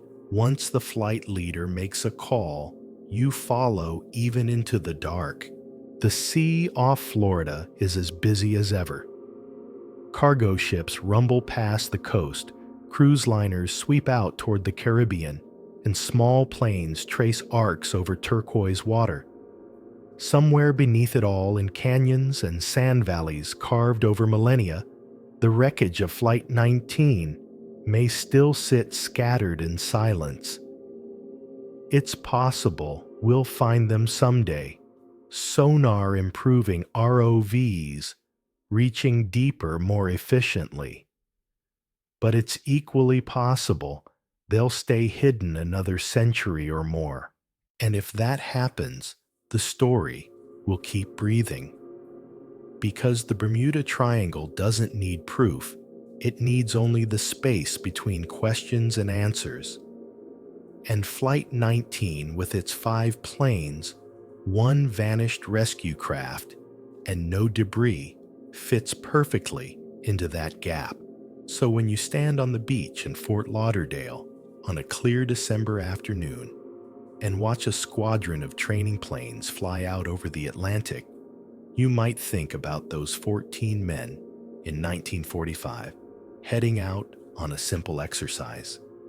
You might watch the sun drop lower, painting the sky in shades of gold and violet, and wonder what it felt like when the horizon itself became a question mark. Simonson. It's August 12th, 2000, and the Barents Sea is wide awake under the Arctic sun. The water here is cold enough to kill in minutes, but the Russian Navy's Northern Fleet moves through it like it owns the place. Today, they're holding one of their largest naval exercises in years, a show of strength in a post-Cold War world that's been hard on their pride. You're on board the K-141 Kursk, an Oscar II class nuclear-powered cruise missile submarine, a steel giant nearly 500 feet long. She's fast, heavily armed, and on paper virtually unsinkable. Inside, the air is warm and dry. The hum of the reactor steady the smell of metal and oil mixed with the tang of machine coolant. The crew, 118 men, are confident. Some have been with the Kursk since her commissioning, others are new, but all know they're sailing one of the fleet's crown jewels. The exercise has been underway for days. Warships maneuver across the Barents aircraft, swoop overhead, and the Kursk has been tasked with simulating an attack on a surface group. She carries 2 kinds of torpedoes, the standard variety and a type of practice torpedo for drills. In the forward torpedo room, sailors work through the pre-firing checklist. For the exercise, their voices clipped and professional. At 11:28 a.m., the first explosion comes. It's small by torpedo standards, but down here in the enclosed hull, it's like being inside a drum. Someone just struck with a hammer. Men in the forward compartment are knocked off their feet. Some believe it's a misfire, compressed oxygen inside the practice torpedo, overheating, reacting violently with fuel components. The damage is serious, but not yet fatal to the sub. But the Kursk is a sealed ecosystem, and damage in one part can cascade quickly. Fires ignite. The temperature in the forward compartment spikes. Without time to react, the crew barely has a chance to report the problem before the second explosion rips through the hull 2 minutes later. This one is massive, equivalent to several thousand pounds of TNT. It's heard by Norwegian seismic monitoring stations hundreds of miles away and shakes the water hard enough to be picked up by other ships in the exercise. The blast punches a gaping hole in the bow. Compartments 1 through 5 flood almost instantly. The Kursk, now crippled, begins to sink. In the control room, alarms scream as officers order watertight doors sealed. But sealing them means sealing men on the other side. The sub hits the seafloor at 354 feet, bow down her nose buried in the silt. The reactor shuts down automatically, averting a nuclear disaster, but the lights flicker and die. Emergency battery power kicks in, leaving the survivors in dim red glow. In the aft sections, 23 men remain alive, clustered in compartment 9 near the stern. Captain Lieutenant Dmitry Kolesnikov is among them, calm enough to begin writing notes in the dark. In one, later recovered from his body, he records the time, the fact that they've gathered, and the names of some who made it this far. He ends one note with a line that will break hearts years later. Don't despair. Up above, the rest of the fleet realizes something has gone wrong. Warships try to contact the Kursk. There's no reply. They lower hydrophones into the water, listening for the steady hum of her propellers, the ping of active sonar, anything.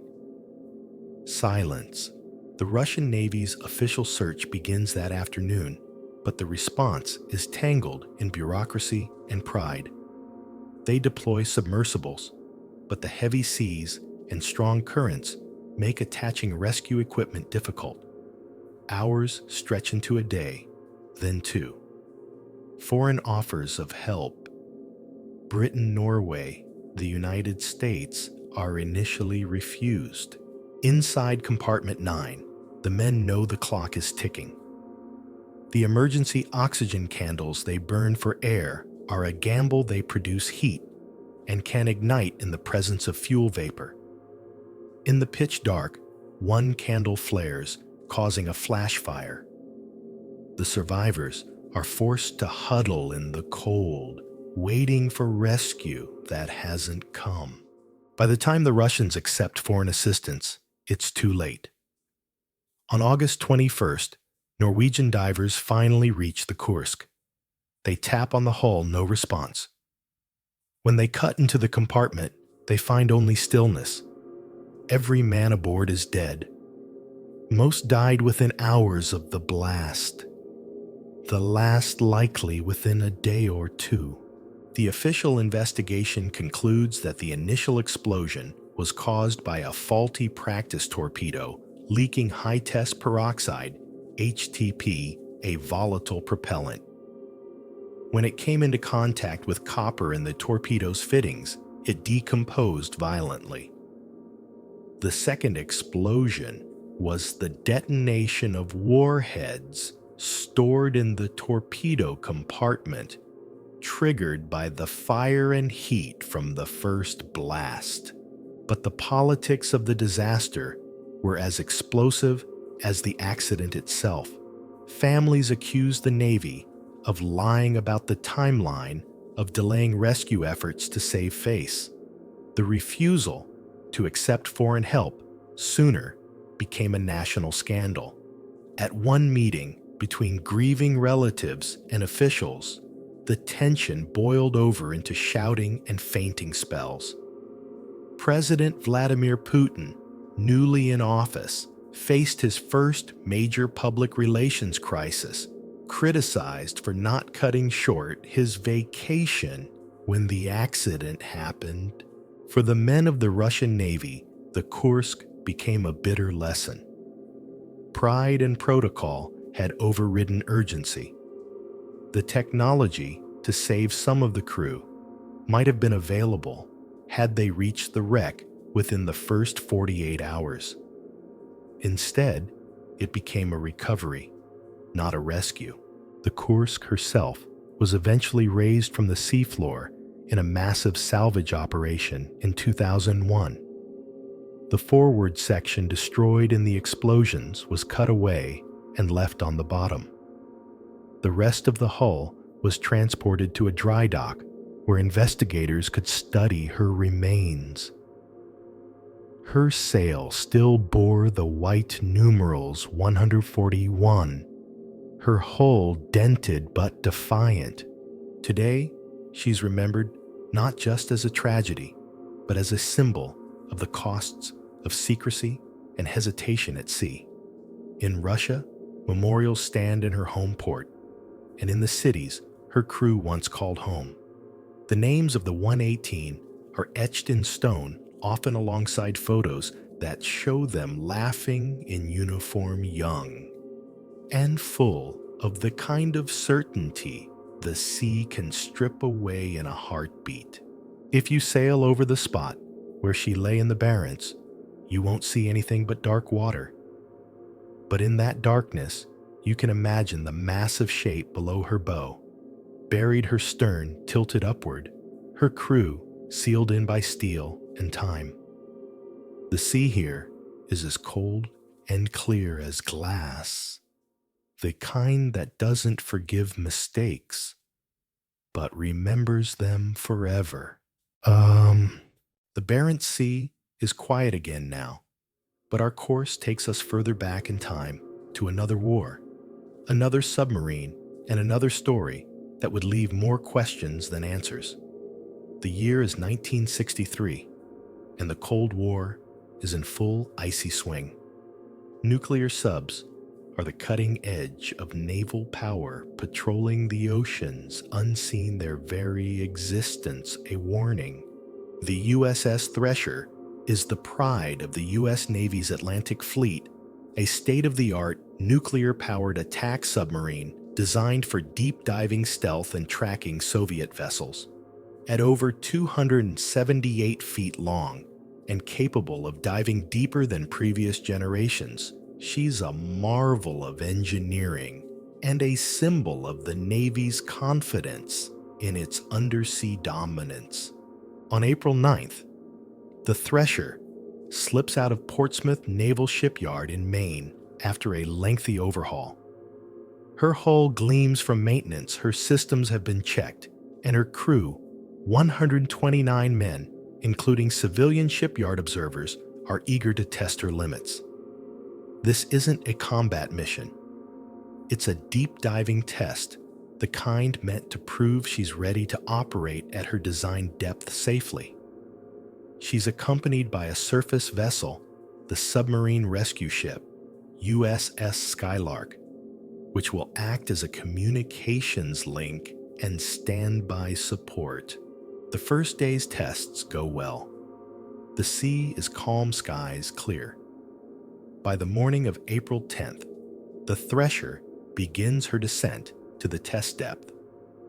At first, Communications between her and the Skylark are routine status updates, position checks. The sound-powered telephone link between the two ships is scratchy, but functional. Shortly after 9 a.m., the tone changes. A garbled transmission from the Thresher comes through. Experiencing minor difficulties. Have positive up angle. Attempting to blow. The blow refers to using compressed air to force water out of the ballast tanks, making the sub more buoyant so she can rise to the surface. The message cuts in, and out fragments lost to static. Another transmission follows, even more distorted. Test depth. Increasing, then nothing for several seconds. The Skylark crew tries repeatedly to reestablish contact. Finally, a last faint message. 900 north, 15 degrees. It's barely intelligible, and then silence. At 9:18 a.m., the Skylark sonar operators hear a sharp metallic noise, an implosion followed by the low rumble of debris striking the sea floor. They know instantly what it means. The Thresher is gone. The search begins immediately, involving dozens of ships and aircraft. Days later, they find the debris field pieces scattered over 1.5 miles on the bottom, 400 feet. Down in water, too deep for any manned rescue. The Thresher had imploded, the crushing pressure of the deep, overwhelming her hull in milliseconds. The investigation would last months, combing through maintenance logs, radio transcripts, and the testimony of everyone involved in her overhaul. The Navy's official conclusion pointed to a likely failure in the saltwater piping system, a leak that could have caused water to spray onto electrical panels, shorting them out. This would have shut down the nuclear reactor, automatically leaving the sub without propulsion. In that scenario, she would have been relying on her emergency blow system to surface. But there was a fatal flaw in that blow system. The compressed air used to expel water from the ballast tanks was stored under high pressure, and in the frigid deep water, moisture in the air could freeze into ice pellets, clogging the valves. If those valves iced over, the tanks wouldn't empty, and the sub would remain heavy, sinking faster as she passed her test depth. The Thresher likely went into a steep, uncontrolled descent. At a certain depth, known as the crush depth, the pressure outside exceeded the strength of her steel hull. The implosion would have been instant, the force enough to generate a sound picked up by hydrophones hundreds of miles away. Death in such a scenario would have been mercifully immediate. In the aftermath, the loss of the Thresher sent shockwaves through the Navy. It wasn't just the human cost, 129 lives. It was the realization that their most advanced submarine had failed not in battle, but in a controlled test. The disaster led directly to the creation of the SubSafe program, a rigorous quality assurance system for submarine construction and maintenance. Every weld valve and pipe would now be tracked and tested to standards far beyond those used before. The Thresher's wreck remains on the ocean floor, visited only by deep-diving submersibles. Photos taken during those dives show her in pieces, sections of hull peeled back like the skin of an orange equipment scattered across the silt. The reactor compartment is intact, but entombed forever in the cold and dark. For the families, the SubSafe program was cold comfort. Many of them had been on the pier in Portsmouth waving as the Thresher slid out to sea for the last time. Some had planned to meet her when she returned the following week. Instead, they received telegrams and visits from uniformed officers, words like regret, to inform you, and no survivors ringing in their ears. Odd details emerged later that added to the sense of unease. Some crew members had voiced concerns about systems after the overhaul, but the pressure to complete the test schedule pushed those worries aside. Others pointed out that the communication difficulties between the Thresher and the Skylark meant precious seconds were lost as garbled messages were repeated. If the reactor had restarted sooner, could she have made it to the surface? The Navy's answer was no, but the what if remains. Over the years, divers and engineers who've studied the wreck agree on one thing: the Thresher's loss changed the Navy forever. Since the creation of SubSafe, no SubSafe certified submarine has been lost. In that sense, the men of the Thresher left a legacy written in every inspection, every double check, every cautious decision made on a submarine today. Still, the human element lingers. In memorial ceremonies, bell tolls ring 129 times 1 for each soul aboard. At the Thresher Memorial in Arlington, a bronze plaque bears their names under a carving of the submarine's sleek outline. Visitors often leave coins, flowers, or small Navy pins. If you could dive to her resting place, you'd find her scattered bones lying quietly in the silt, the currents sweeping fine sand over them year after year. The silence there isn't menacing, just absolute.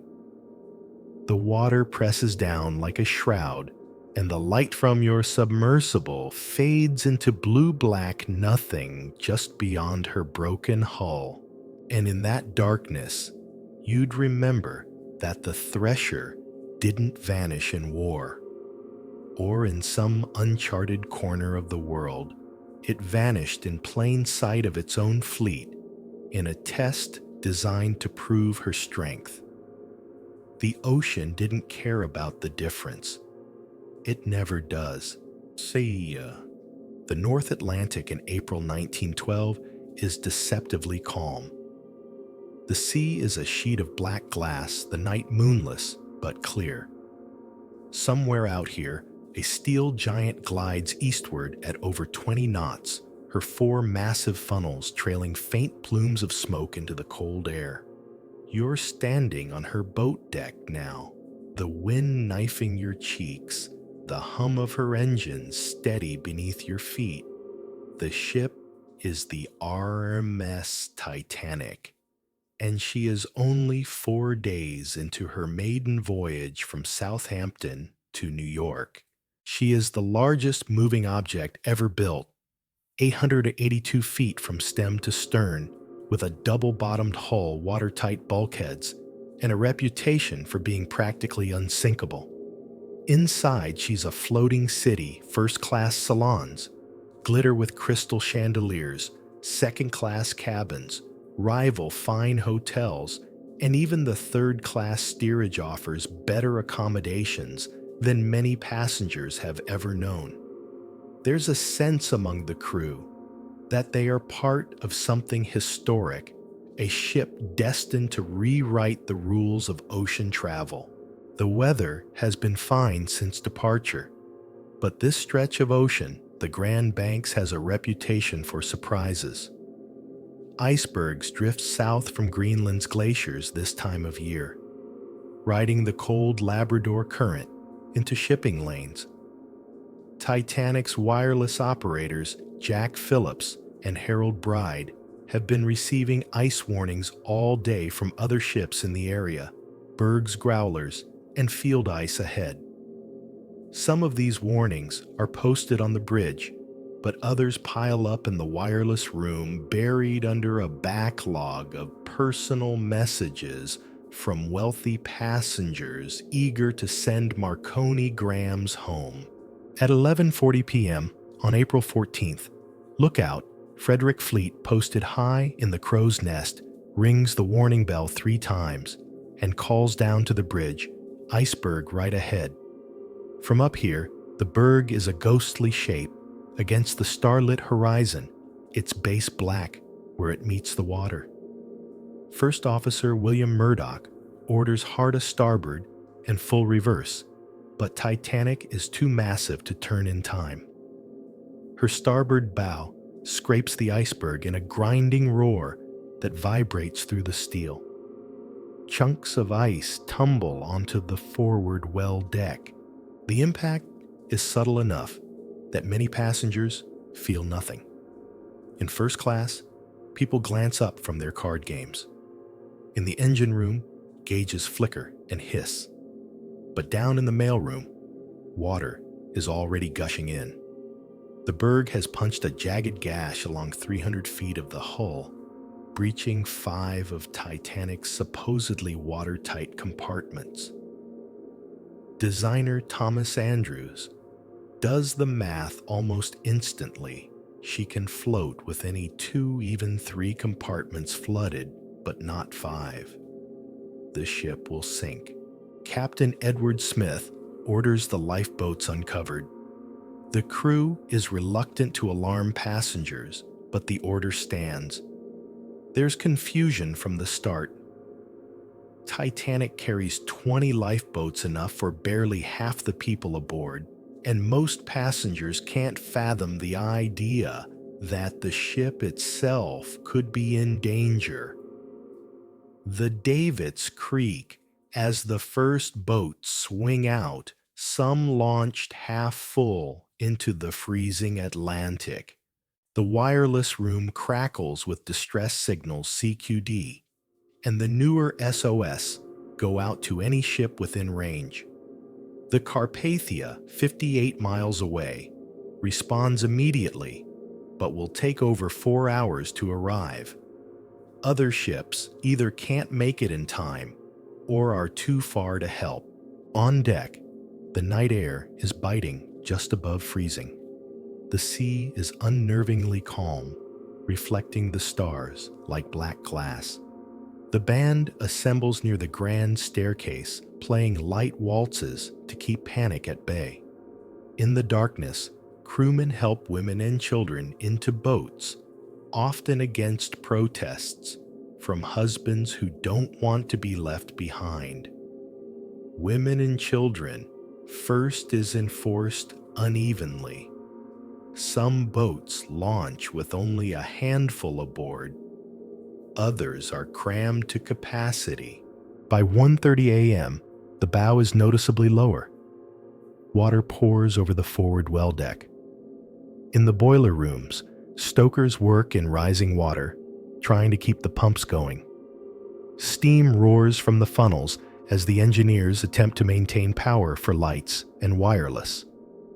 In the third-class sections, chaos mounts as families try to find a way up through locked gates and confusing passageways. The last boats leave around 2:05 a.m. Hundreds remain on board. The stern rises higher as the bow disappears beneath the surface. Lights flicker, then go out, leaving only the starlight and the eerie glow of the last boilers venting steam. At 2:18 a.m., the ship breaks in two. Between the third and fourth funnels, the stern section crashing back into the water before beginning its final climb. People in the water scream, the sound carrying across the still night. The temperature is 28 degrees Fahrenheit, lethal in minutes. Most die of hypothermia before they can be pulled into lifeboats. In Boat 14, 5th Officer Harold Lowe organizes a return to pick up survivors, but they find only a few still alive. By 2:20 a.m., The stern slips under. The sea closes over the spot where the Titanic stood, leaving only lifeboats and debris drifting on a flat black surface. The Carpathia arrives just after 4 a.m., finding the survivors huddled under blankets, faces pale with shock. Of the more than 2,200 people aboard, just over 700 survive. The disaster is dissected endlessly in the years that follow. Investigations on both sides of the Atlantic point to a chain of errors: excessive speed in an ice zone, failure to carry enough lifeboats, inadequate lifeboat drills, and complacency born of overconfidence in the ship's design. Ice warnings had been ignored or downplayed. Lookouts had no binoculars. Lifeboats had been lowered half empty. The sinking of the Titanic becomes more than a maritime tragedy. It's a cultural reckoning. Laws change. Lifeboat capacity becomes mandatory for all aboard. Ice patrols are established to monitor shipping lanes. Wireless communication protocols are overhauled to ensure distress messages get priority over private traffic. And yet the human element is what endures. The stories of courage and cowardice, sacrifice and survival become legend. Andrews helping women into boats until the end. The band playing on. The millionaire Benjamin Guggenheim donning evening wear and telling his steward, "We are dressed in our best and are prepared to go down like gentlemen." The unsinkable Molly Brown urging her lifeboat back toward the cries. The wreck itself vanishes into the deep over 2 miles down until its discovery in 1985 by Robert Ballard and Jean-Louis Michel. The images are haunting the bow, rising from the seabed railings, draped with rusticles, china cups still stacked in the silt. The stern is a twisted, shattered mass, a testament to the violence of her final moments. Today, she rests there, still slowly disintegrating in the cold, high-pressure darkness. Expeditions have mapped her in intricate detail, but there's no plan to raise her. The site is treated as a grave, a reminder of both human ambition and human frailty.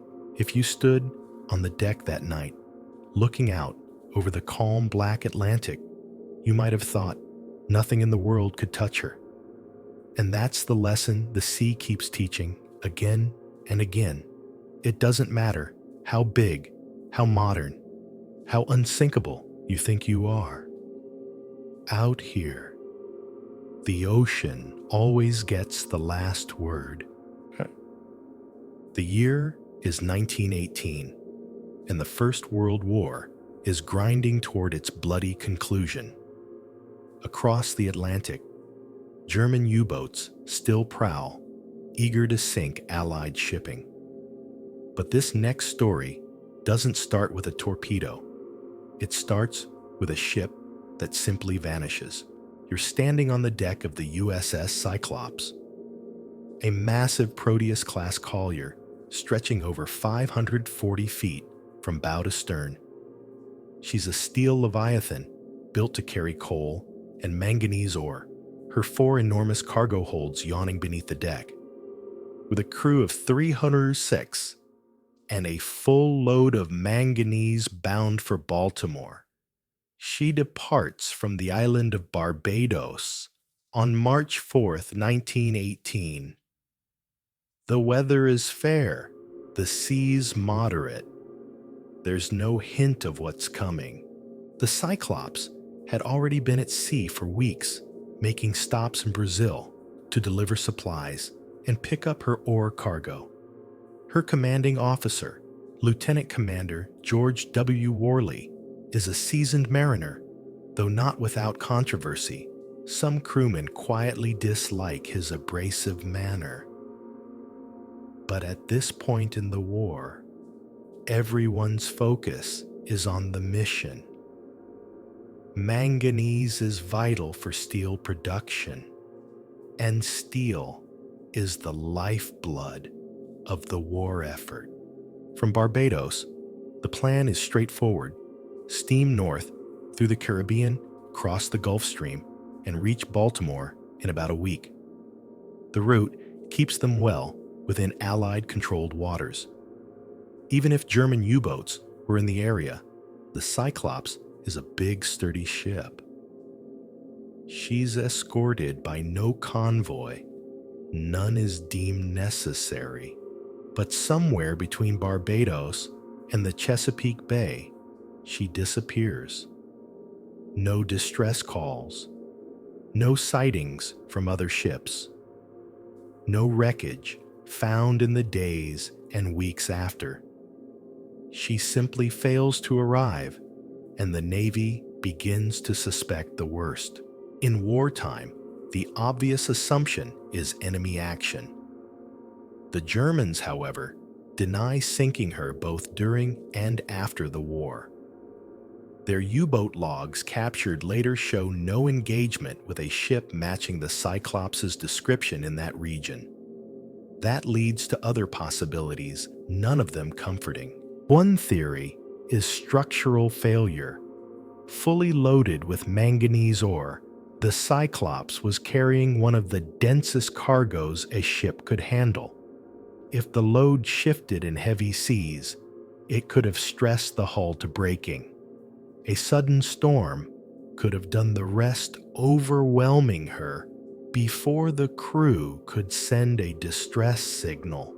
Another theory points to sabotage. Manganese was valuable enough to make the ship a target, not just for the enemy, but for profiteers. If explosives had been planted in her holds, the resulting blast could have sent her down in minutes. But there's no evidence, no oil slick, no floating debris, nothing to suggest an explosion. And then there's the location. Draw a line from Barbados to Baltimore, and you pass through the rough boundaries of what would later be called the Bermuda Triangle.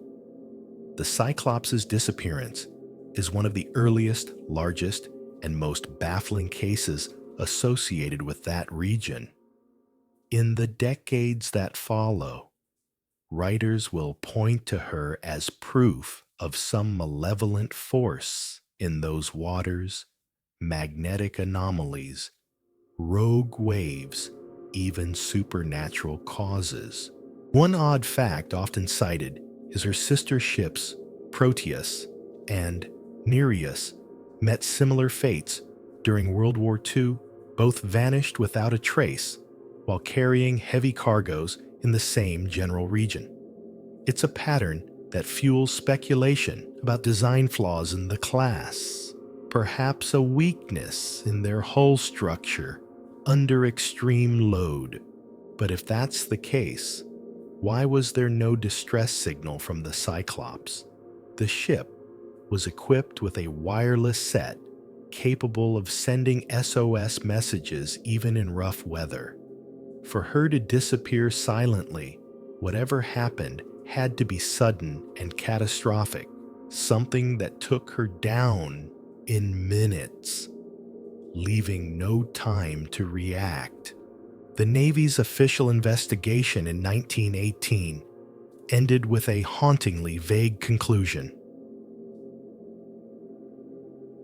The disappearance of the Cyclops remains a mystery. President Woodrow Wilson himself would later remark, "Only God and the sea know what happened to the great ship." For the families, that uncertainty was a wound that never fully healed. With no bodies to bury, no wreck to visit, grief hung in the air like a fog. Some clung to hope for years, imagining the ship disabled and drifting her crew, surviving on stores waiting for rescue. Newspapers occasionally printed possible sightings, but they were always false alarms. In the years since modern search efforts have scanned parts of the seabed along her route using side-scan sonar and deep-sea submersibles, they've found wrecks, plenty of them, but never the Cyclops. The Caribbean and Atlantic hold too many valleys and trenches, any one of which could hide a ship of her size.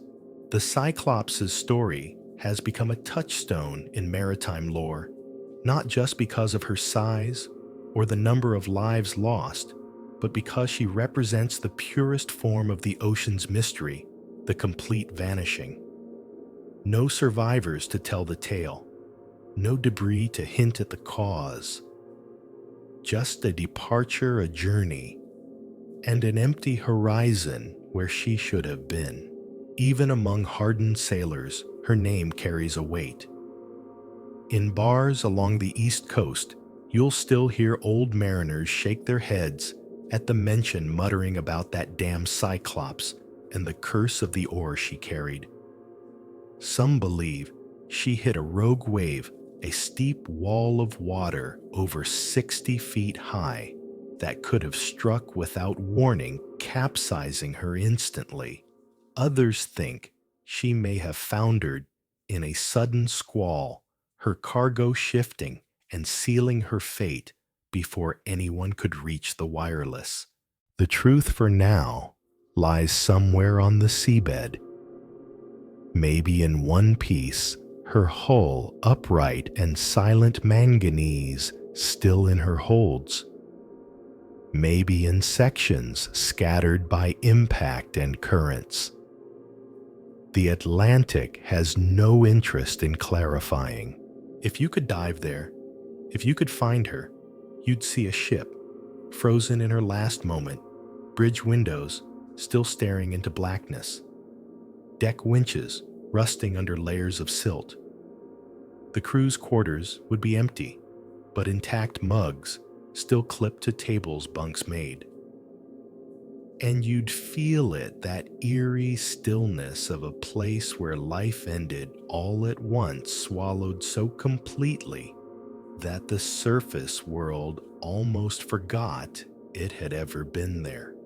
The USS Cyclops is a reminder that the sea doesn't need storms, enemy fire, or supernatural forces to take a ship. Sometimes it simply decides, and the rest is silence.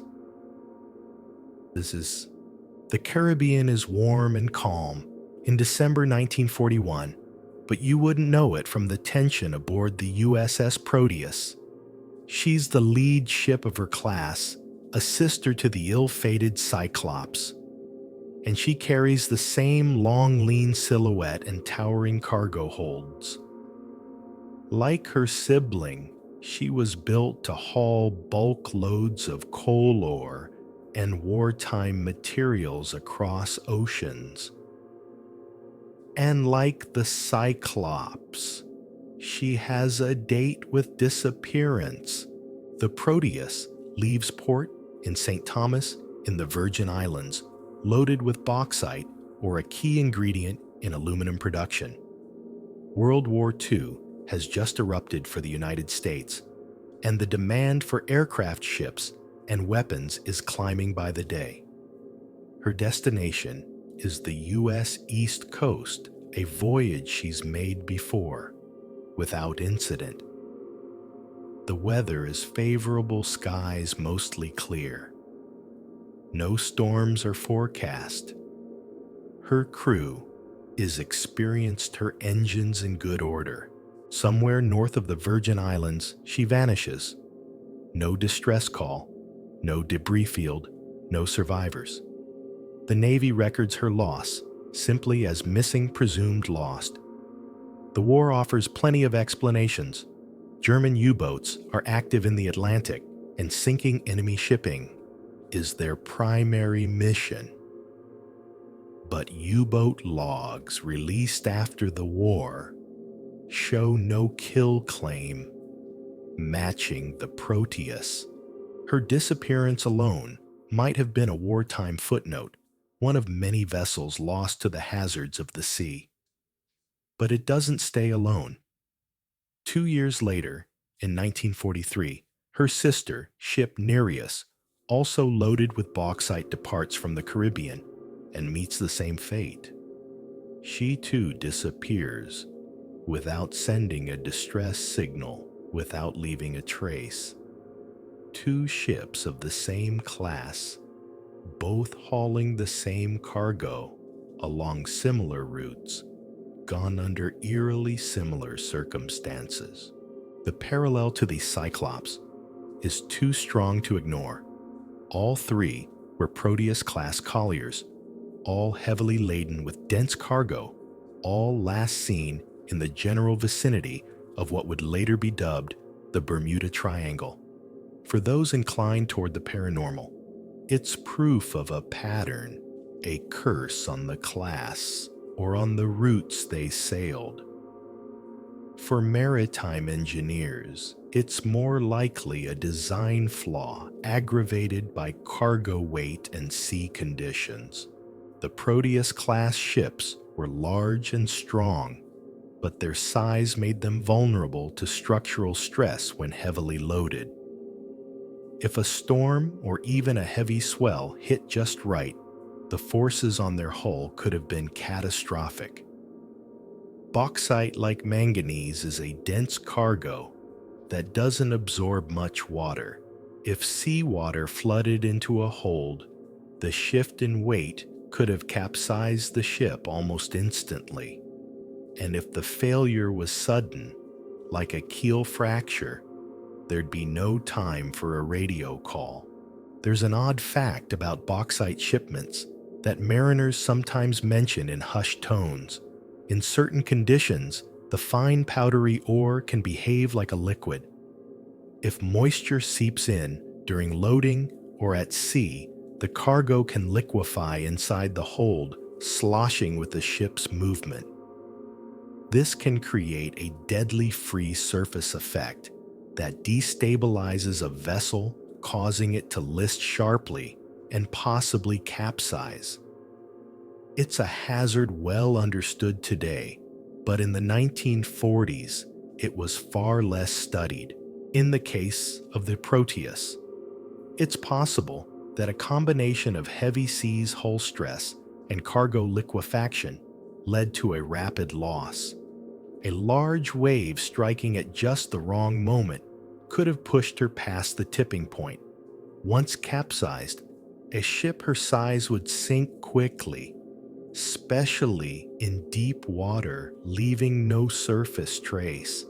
Yet the exact location of her disappearance remains vague. Wartime records often avoided detailing ship positions to prevent enemy intelligence from gleaning information. That lack of precision has hampered modern searches. The Caribbean seafloor in that region is a jigsaw of ridges, trenches, and sediment plains. A shipwreck could sit upright in a canyon and remain undetected by sonar for decades. After the war, the Navy reviewed the losses of Proteus, Nereus, and Cyclops.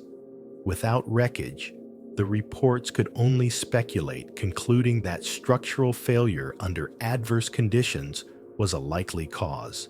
No changes were made to surviving ships of the class, in part because the war moved too quickly to allow for major design revisions. For families, the lack of evidence meant the same gnawing uncertainty endured. Widows received folded flags and official condolences, but no graves to visit. Some clung to the hope that survivors had made it to a remote island or been picked up by a passing ship, living under assumed identities.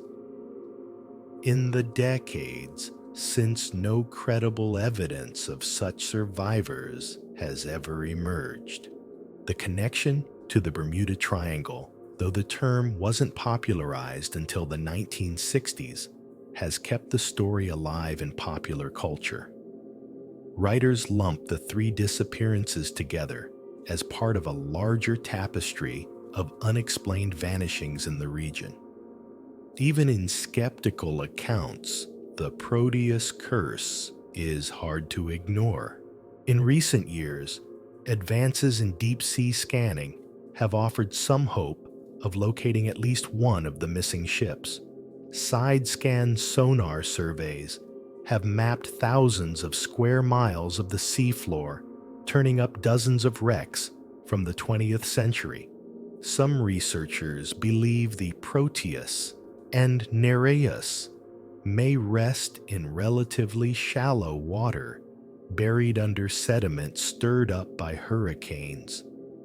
Others argue they could be in deep trenches, far beyond the reach of most survey expeditions.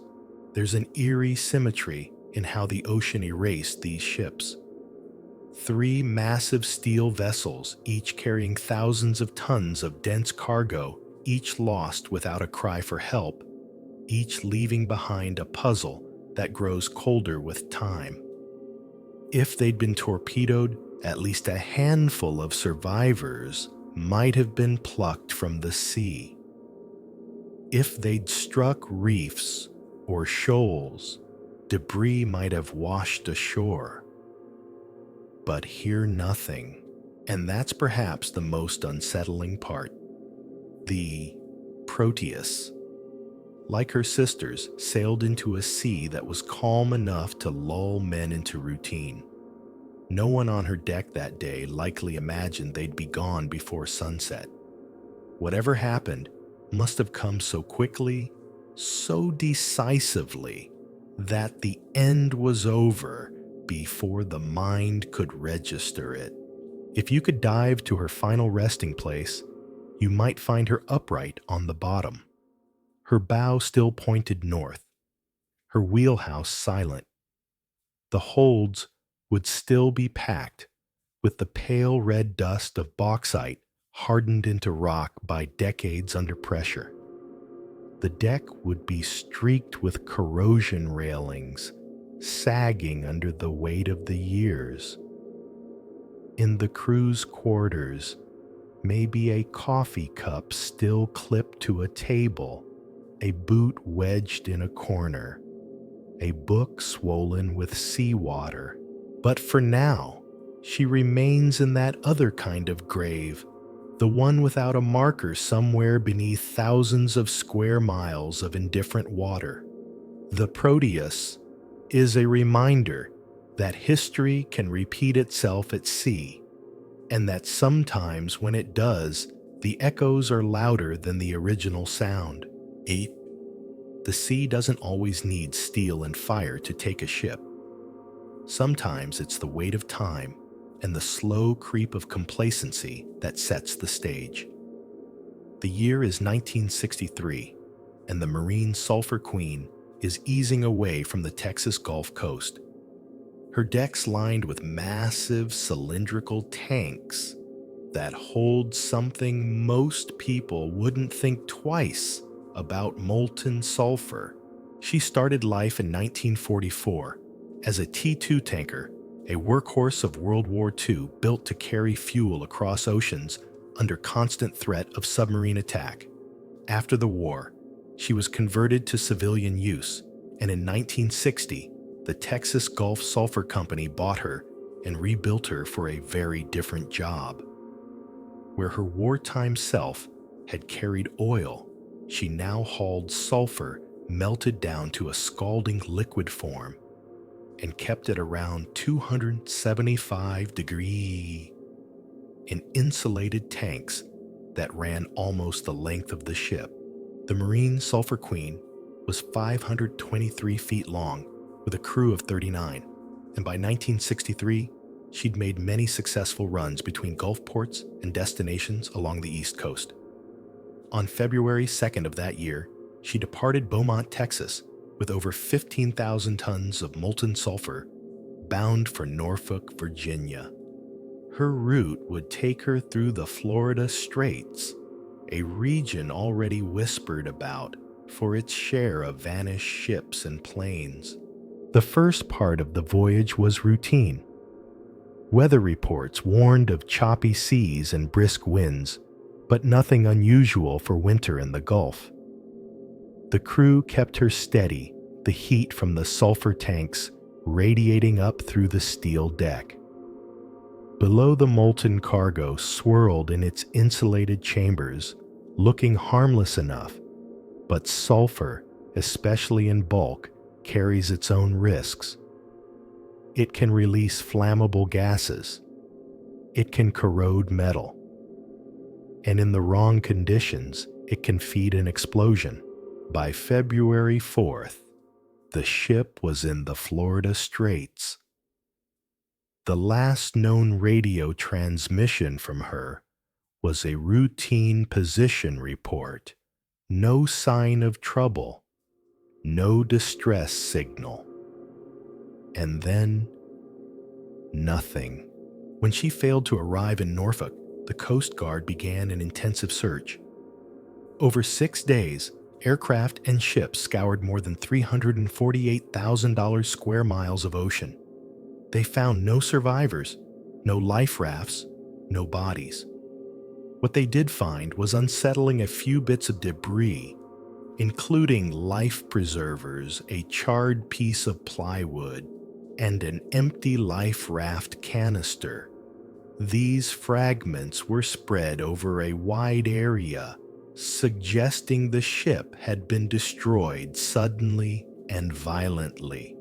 The official investigation dug into the Marine Sulphur Queen's history and found troubling details. The conversion from an oil tanker to a sulfur carrier had been extensive, but perhaps not extensive enough. The ship's structural integrity had been a concern even before the retrofit, and the addition of massive sulfur tanks running nearly the length of her hull created stresses the original design wasn't meant to handle. Cracks had been reported in her deck plating. Repairs had been made, but the Coast Guard later concluded that she may have been structurally unsound. Then there was the cargo itself. Molten sulfur isn't just hot, it's a chemical hazard. It emits hydrogen sulfide gas, which is highly toxic and flammable. In enclosed spaces, that gas can accumulate to dangerous levels. Investigators theorized that a leak from one of the tanks combined with the ship's ventilation system, or a spark from electrical equipment, could have caused a catastrophic explosion. The debris that was recovered was scorched, lending weight to the explosion theory. But without the wreck, no one could say for certain whether it was a sudden detonation, a progressive structural failure, or some combination of both. The Marine Sulphur Queen's disappearance quickly became part of the growing Bermuda Triangle lore. Here was a ship vanishing in good weather in a region already shadowed by stories of Flight 19, the Cyclops, and other mysterious losses. But unlike those older cases, this one happened in the modern age of radio radar and Coast Guard oversight, and still, she was gone without a trace. An odd fact emerged during the investigation. The last position she reported placed her in relatively shallow water, but searches there turned up nothing. Wreckage should have been findable if she'd gone down intact. The wide dispersal of debris hinted at something more violent, but without sonar mapping. Technology advanced enough to comb the entire seabed. The trail went cold. For the families of the 39 crew members, the uncertainty was a slow-acting wound. The official report listed the probable causes as structural failure due to hull weakness and possible explosion of molten sulfur cargo, but that did little to settle the matter. There were no funerals with caskets, just memorial services and plaques. In Beaumont, Norfolk, and the small towns the crew had come from, the Marine Sulphur Queen became a quiet legend. Some locals spoke of her as cursed, pointing to the fact that she was a converted wartime tanker, ships built fast and cheap for urgent service, never meant to last decades. Others saw her as a victim of corporate cost-cutting, a ship pushed past her safe limits to meet demand. Decades later, when deep-water search technology improved, there was talk of mounting an expedition to find her. The Florida Straits, however, are a complicated place to search. Currents are strong, the seafloor is uneven, and wrecks can be swept far from their last known positions. Nothing conclusive has ever been found. Today, her story sits at the crossroads between engineering cautionary tale and maritime mystery. From an engineering perspective, the Marine Sulphur Queen likely succumbed to a mix of structural fatigue and hazardous cargo, a disaster waiting to happen. From a mystery lover's perspective, she's another ship swallowed by a part of the ocean with an unsettling track record. If you could descend to her final resting place, you might find her split in two. The sulfur tanks ruptured, their contents long since solidified into pale, brittle lumps. You might see scorch marks on twisted steel, the outlines of ladders and walkways distorted by heat. The bridge might still be there, windows open to the endless dark charts still on the table, as if someone might return to finish the course line. And in that silent tableau, you'd understand the truth. The Marine Sulphur Queen shares with the Cyclops, the Proteus, and the Nereus that the sea will always find the weakest link, whether it's a flaw in steel, a lapse in maintenance, or a dangerous cargo. And when it does, it doesn't give warnings. It just takes. The sea around Indonesia smells faintly of salt and rain, the kind of humid air that makes the horizon seem closer than it really is. On October 28th, 2018, the Lion Air Flight 610 takes off from Jakarta's Soekarno-Hatta International Airport, climbing into the early morning sky. It's a Boeing 737 MAX 8, a relatively new aircraft in the fleet bound for Pangkal Pinang. There are 189 people aboard, crew and passengers, starting their week like it's any other. The flight is routine for the first minute or so, but from the cockpit, Captain Bhavi Suneja and First Officer Harvino are already noticing strange readings. The instruments disagree on the plane's airspeed. One display is telling them they're moving faster than they are, another slower. It's a small but critical detail. Unbeknownst to the passengers chatting in their seats, the 737 MAX carries a new piece of automated software called the Maneuvering Characteristics Augmentation System, MCAS. It's designed to help the plane handle smoothly under certain conditions by adjusting the nose angle automatically. But in this case, a faulty sensor is feeding MCAS the wrong information, telling it the plane's nose is too high. To correct this non-existent problem, MCAS pushes the nose down. The pilots pull it back up. Seconds later, MCAS does it again. The cycle repeats, automation versus human hands each time forcing the pilots to fight the controls.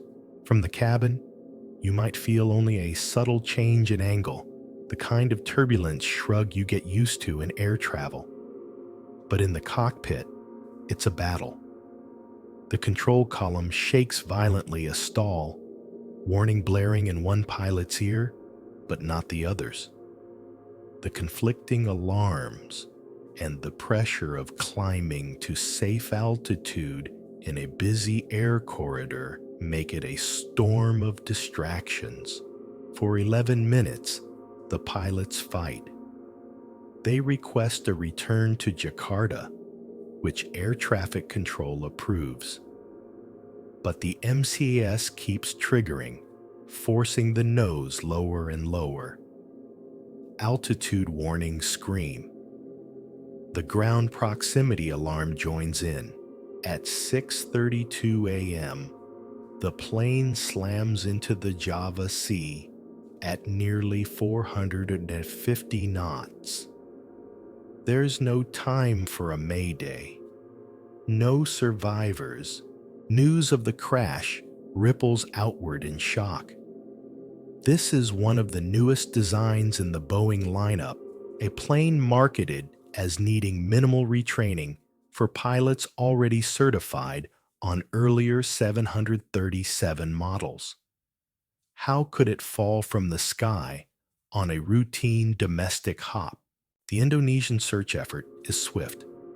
Ship's divers and remotely operated vehicles fan out over the crash site. The sea here is relatively shallow, about 100 feet, but the impact has shattered the aircraft into thousands of pieces scattered across the silty bottom. Divers recover seat cushions, twisted panels, landing gear, and bodies. The flight data recorder, one of the plane's black boxes, is found within days. The cockpit voice recorder takes longer, buried under layers of mud. When both are analyzed, the picture comes into focus.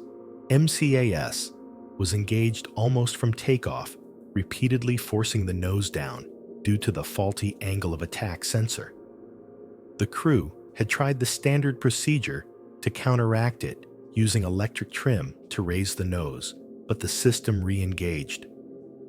In older 737s, pilots could pull back hard on the control column to override the trim motor. In the MAX, this no longer worked the same way. Investigators find that the airline's maintenance records show the same plane had suffered unreliable airspeed readings on its previous flight. The crew then had managed to disable the trim system entirely and land safely. But the information wasn't fully conveyed to the next day's crew. The crash sets off a global alarm. Just months later, in March 2019, Ethiopian Airlines Flight 302, a different 737 MAX, goes down minutes after takeoff under almost identical circumstances. Combined, the two crashes kill 346 people. Within days, aviation authorities worldwide ground the entire MAX fleet. What follows is a rare public unspooling of a major manufacturer's design process.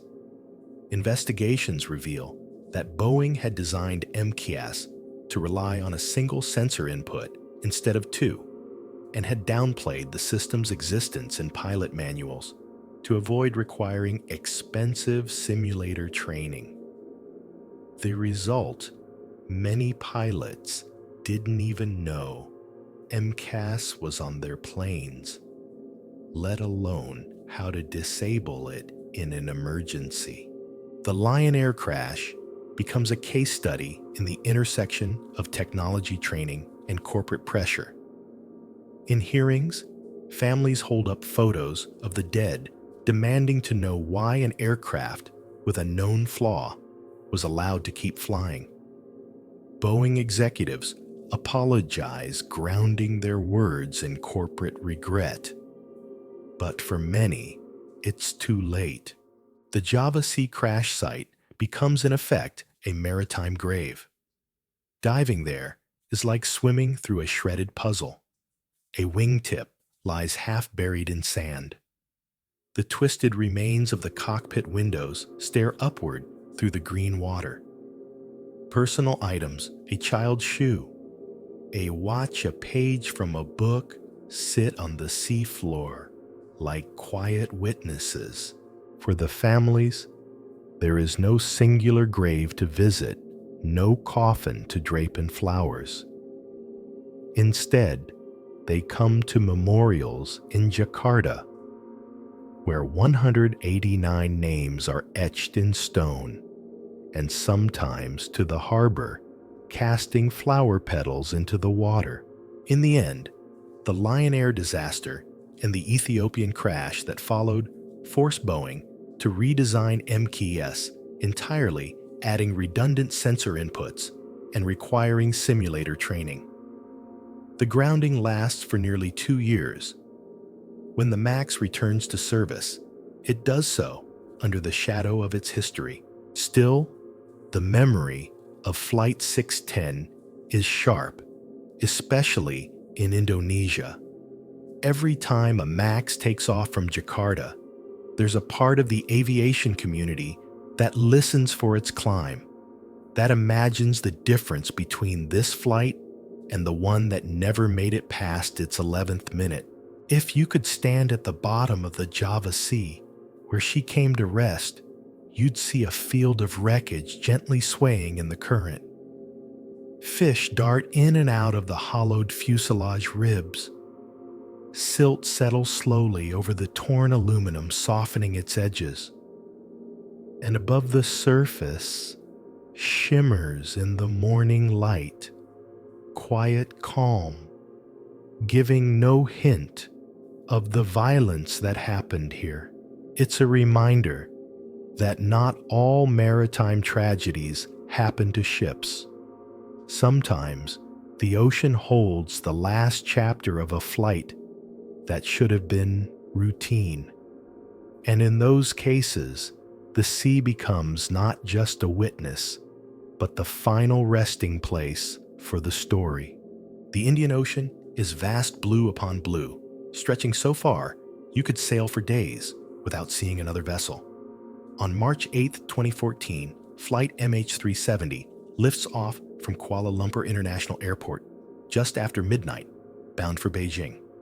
It's a Boeing 777-200ER, one of the safest, most reliable airliners ever built, carrying 239 people passengers from 14 different countries, 2 pilots, and 10 cabin crew.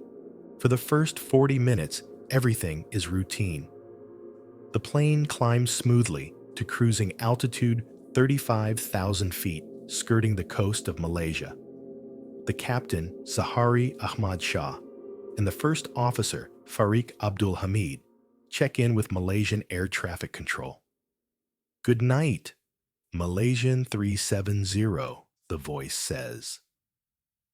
Zahari responds, "Good night, Malaysian 370. Those are the last confirmed words anyone hears from the flight. Minutes later, the plane disappears from civilian radar. No mayday, no squawk code. One moment, MH370 is a green blip on the screen. The next, it's gone. But military radar still has eyes. And what it sees is baffling. Instead of continuing toward Beijing, the plane turns sharply west, crosses the Malay Peninsula, and heads out into the Andaman Sea. By dawn, families in Beijing are gathered at the arrivals hall, staring at the board. As expected, changes to delayed, then contact lost. Back in Malaysia, search and rescue operations spin into gear, but no one can say exactly where to look. The South China Sea is scoured first, then the Gulf of Thailand. Days pass with no sign No debris, no oil, slick, nothing. Then comes the satellite data.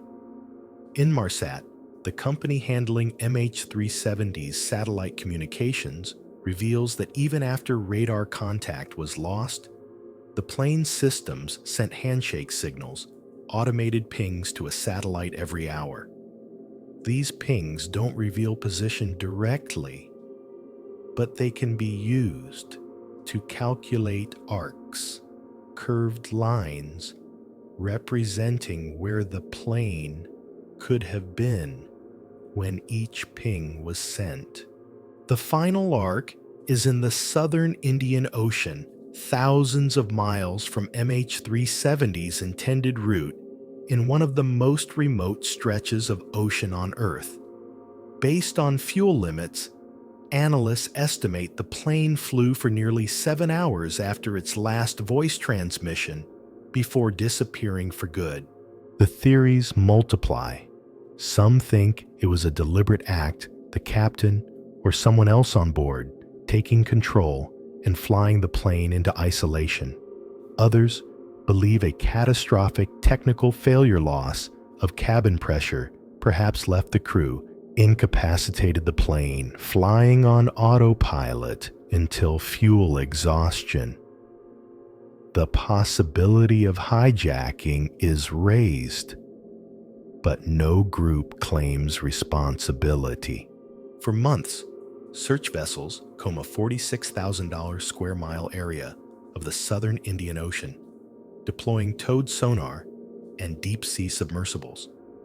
The seabed here is a jagged world of ridges and trenches depths, exceeding 15,000 feet. Despite the largest and most expensive search in aviation history, the wreck remains elusive. Then in July 2015, a breakthrough on Réunion Island east of Madagascar, a piece of debris washes ashore a flaperon from a Boeing 777. Its serial number confirms it's from MH370. Over the next 2 years, more debris turns up on beaches in Mozambique, Tanzania, Mauritius, and Madagascar. Wing panels, engine cowling, interior cabin parts. Many bear the scars of a high-speed impact with water. Still, the main wreckage and flight recorders are missing. Without them, the story is incomplete. Investigators can't definitively explain why the plane changed course or why all communications ceased so suddenly. The lack of answers fuels speculation, deliberate pilot action.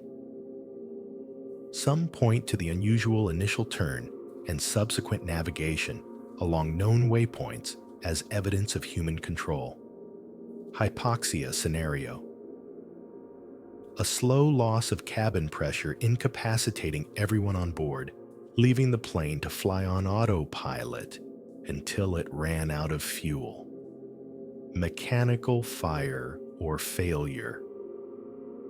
A fire in the electronics bay, forcing the crew to turn off systems, accidentally cutting communications before being overcome. The official investigation concludes in 2018 without naming a definitive cause. The team is unable to determine the real cause for the disappearance of MH370. The report says, noting that the aircraft was likely under manual control during its final descent. For the families, the lack of closure is a special kind of torment. In Malaysia, China, and beyond, they hold vigils every year, lighting candles, reading names, and pressing for renewed searches. Some keep phone numbers active, unable to give up the idea that their loved ones might still somehow make contact. In 2018, the private company Ocean Infinity launches a new search under a no-find, no-fee contract. Using advanced autonomous underwater vehicles, they cover more than 43,000 square miles in just 3 months, still nothing. Ocean Infinity plans to try again, but as of now, the 777 remains hidden. The absence of the wreck has given MH370 an eerie kinship with lost ships like the Cyclops or the Marine Sulphur Queen, massive modern vessels disappearing into the blue with no witnesses and almost no trace. The scale of the ocean and the depth of its trenches mean that something as large as a passenger jet can vanish as thoroughly as a wooden schooner from the 1800s. If you could descend to where MH370 rests, you'd likely find her in a wide debris field, the fuselage torn open by the impact. The cockpit might still hold the flight controls frozen in the position they were at the moment of the crash. Seats would be scattered, some still bolted to floor sections. The black boxes, the cockpit voice recorder, and flight data recorder might be half buried in silt, their beacons long silent. And yet, in imagining that scene, you also feel the weight of the family's need to see it for themselves, to replace years of imagining with something solid. Until that day comes, if it comes, the story of MH370 will remain suspended between fact and speculation, a modern maritime aviation mystery that has more in common with the legends of the sea than with the open and shut cases of most modern crashes. It's a reminder that even in an age of satellites, radar, and instant communication, the ocean still has places where things and people can vanish so completely that they might as well have slipped into another world. And in that space between pings, between arcs, between the last voice and the last breath, the mystery breathes on. Iponem, the night sky above the North Atlantic is clear on October 25th, 1999, as Egypt Air Flight 990 lifts off from John F. Kennedy International Airport in New York. The Boeing 7667-300ER is bound for Cairo, carrying 217 people, crew families heading home, tourists returning from holiday, and business travelers making the long haul across the ocean. The first part of the flight is unremarkable. Captain Ahmed El-Habashi is in command with First Officer Adel Anwar handling co-pilot duties. Also aboard is Relief First Officer Gamil Al-Batouti, who will take over later in the flight so the others can rest. The 767 climbs to 33,000 feet, the lights of the U.S. coast fading behind the black expanse of the Atlantic stretching ahead. Just under an hour after takeoff, the crew begins the usual rotation rest periods to keep everyone fresh for the overnight crossing. The captain steps out of the cockpit for a break. Al-Batouti, now alone at the controls, exchanges a few words with air traffic control. Then, without warning, the plane begins to descend. From the cockpit voice recorder, later recovered from the wreckage, investigators will hear Al-Batouti say, in Arabic, Tawakalt, Allah Allah, I rely on God. He repeats it calmly, almost rhythmically, as the engines throttle back and the nose tips downward. In less than a minute, the 767 is in a steep dive, dropping thousands of feet. In the cabin, passengers are thrown against seat belts, trays, and luggage rattling in the sudden shift. Oxygen masks deploy with a snap. Outside, the Atlantic rushes closer, black and cold. Then just as suddenly, the dive stops. The engines roar as the plane climbs again. For a brief moment, it seems recovery is possible. But seconds later, the nose pitches down again, this time more steeply. The G-forces are enough to make movement nearly impossible. The sound on the recorder changes from steady conversation to a deep rushing roar. At 1:50 a.m., Egyptair Flight 990 impacts the ocean about 60 miles south of Nantucket Island, Massachusetts. The force is catastrophic. There are no survivors. The search begins immediately, with the U.S. Coast Guard, Navy, and National Transportation Safety Board, NTSB, joining the effort. Debris fields are located quickly, pieces of fuselage, seat cushions, personal effects, but the wreckage is scattered over a wide area. The main recovery effort focuses on locating the flight recorders, which could explain what happened in those final minutes. When they're retrieved from the seafloor and analyzed, the data sparks a storm of controversy. The NTSB concludes that the crash was the result of deliberate control inputs, specifically that al-Battuti intentionally commanded the nose-down dives. His repeated phrase, "I rely on God," is interpreted as a possible indication of a personal or religious motive. The official U.S. report labels the probable cause as the relief first officer's flight control inputs, while noting that the reasons for his actions remain unknown. Egypt, however, rejects this conclusion. The Egyptian Civil Aviation Authority insists the crash was caused by a mechanical failure, specifically a malfunction in the plane's elevator control system, which could have caused uncommanded pitchdowns. They argue that al-Battuti's words were a standard expression used by pilots in moments of stress, not a declaration of intent. The disagreement between the two nations becomes a diplomatic rift. Families of the victims split between Egyptian and American communities are caught in the middle. For them, the question of intent is almost secondary to the reality of loss. But the fight over the cause dominates headlines for months. One detail both sides agree on is that the sequence of events was highly unusual. The initial dive recovery and second steeper dive don't match the profile of typical mechanical failures. In the data, each change in pitch and thrust corresponds with manual inputs. Someone was actively flying the plane into and out of those attitudes.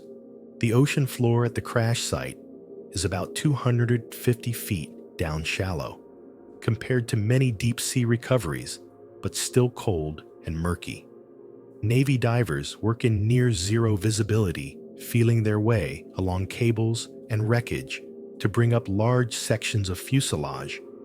The cockpit itself is eventually recovered, a twisted shell that offers no obvious clues. Forensic examination of the wreckage shows no signs of explosion fire or structural breakup before impact. This rules out a bomb or missile strike theories that had briefly circulated in the days after the crash. What remains is a puzzle, a plane in perfect working order, brought down by human action or by an elusive, unrepeatable mechanical anomaly. Among Egyptair crews, the incident becomes a quiet taboo. Pilots who knew al-Battuti describe him as professional, experienced, and mild-mannered, making the idea of deliberate action hard to reconcile. Some mention that he was facing a reassignment away from international routes, a change he reportedly resented. But whether that played any role is speculative at best. In aviation safety circles, Flight 990 is a case study in the complexity of cockpit dynamics. Whether the cause was deliberate or mechanical. The rapid changes in control, the steep dives, and the partial recovery in between all suggest a struggle possibly between pilots, possibly against the plane itself. The voice recorder's overlapping dialogue hints at multiple people in the cockpit toward the end, but the noise and stress make it hard to parse. The wreckage is eventually removed from the seabed piece by piece and stored in hangars for analysis. Large sections of the fuselage are reassembled to study impact patterns and stress fractures. After the investigation, what remains is either destroyed or placed in long-term storage. The crash site itself returns to silence the ocean currents sweeping over the scars in the sand where the fuselage once lay. For the families, the Atlantic is now a grave. Memorials are built in both the United States and Egypt granite walls, etched with names overlooking the water. On anniversaries, relatives gather to lay flowers, to read aloud the names of those lost, and to keep the memory alive. Standing at the edge of the Massachusetts Memorial, you can look out at the blue horizon and imagine the plane in its final moments, sky above, sea below, and a series of decisions or malfunctions that sealed its fate. Like the Cyclops, or MH370, Flight 990, shows that in aviation, as at sea, there's a kind of disappearance that isn't about losing the wreck. It's about losing the why. And without the why, the story remains unfinished, living on in speculation, investigation reports, and the quiet certainty that somewhere in the memory of the ocean, the truth is still intact. The Mediterranean can be gentle 1 hour and unforgiving the next. On December 15th, 1994, the MS Estonia has already been gone for more than 3 months, but her loss is still raw across Northern Europe. The ferry had been a familiar sight on the Tallinn-Stockholm route, carrying passengers, cars, and freight through the Baltic Sea. She was considered modern safe and a vital link between Estonia and Sweden, a floating bridge between nations. The Estonia departed Tallinn on the evening of September 27, 1994, with 989 people aboard. The weather was rough, but not unusual for the Baltic. In autumn, gale-force winds, waves up to 15 feet. Passengers in the lounges sipped coffee, children played in the corridors, and truck drivers napped in their cabins. The ferry's bow visor, essentially a massive steel door at the front of the car deck, was locked in place, shielding the vehicle ramp from the waves. Shortly after midnight, as the ship plowed westward through the storm, something went wrong with that visor. In the darkness unseen by most aboard, it began to fail under the pounding of the waves. Steel pins, sheared hinges strained, and the visor's locking mechanism gave way. With a deafening metallic crack, the visor tore loose and fell forward into the sea. That left the bow ramp exposed. Each wave now slammed directly into the opening, sending tons of seawater onto the car deck. The Estonia's designers had never intended this space to be watertight. It was too large, too open.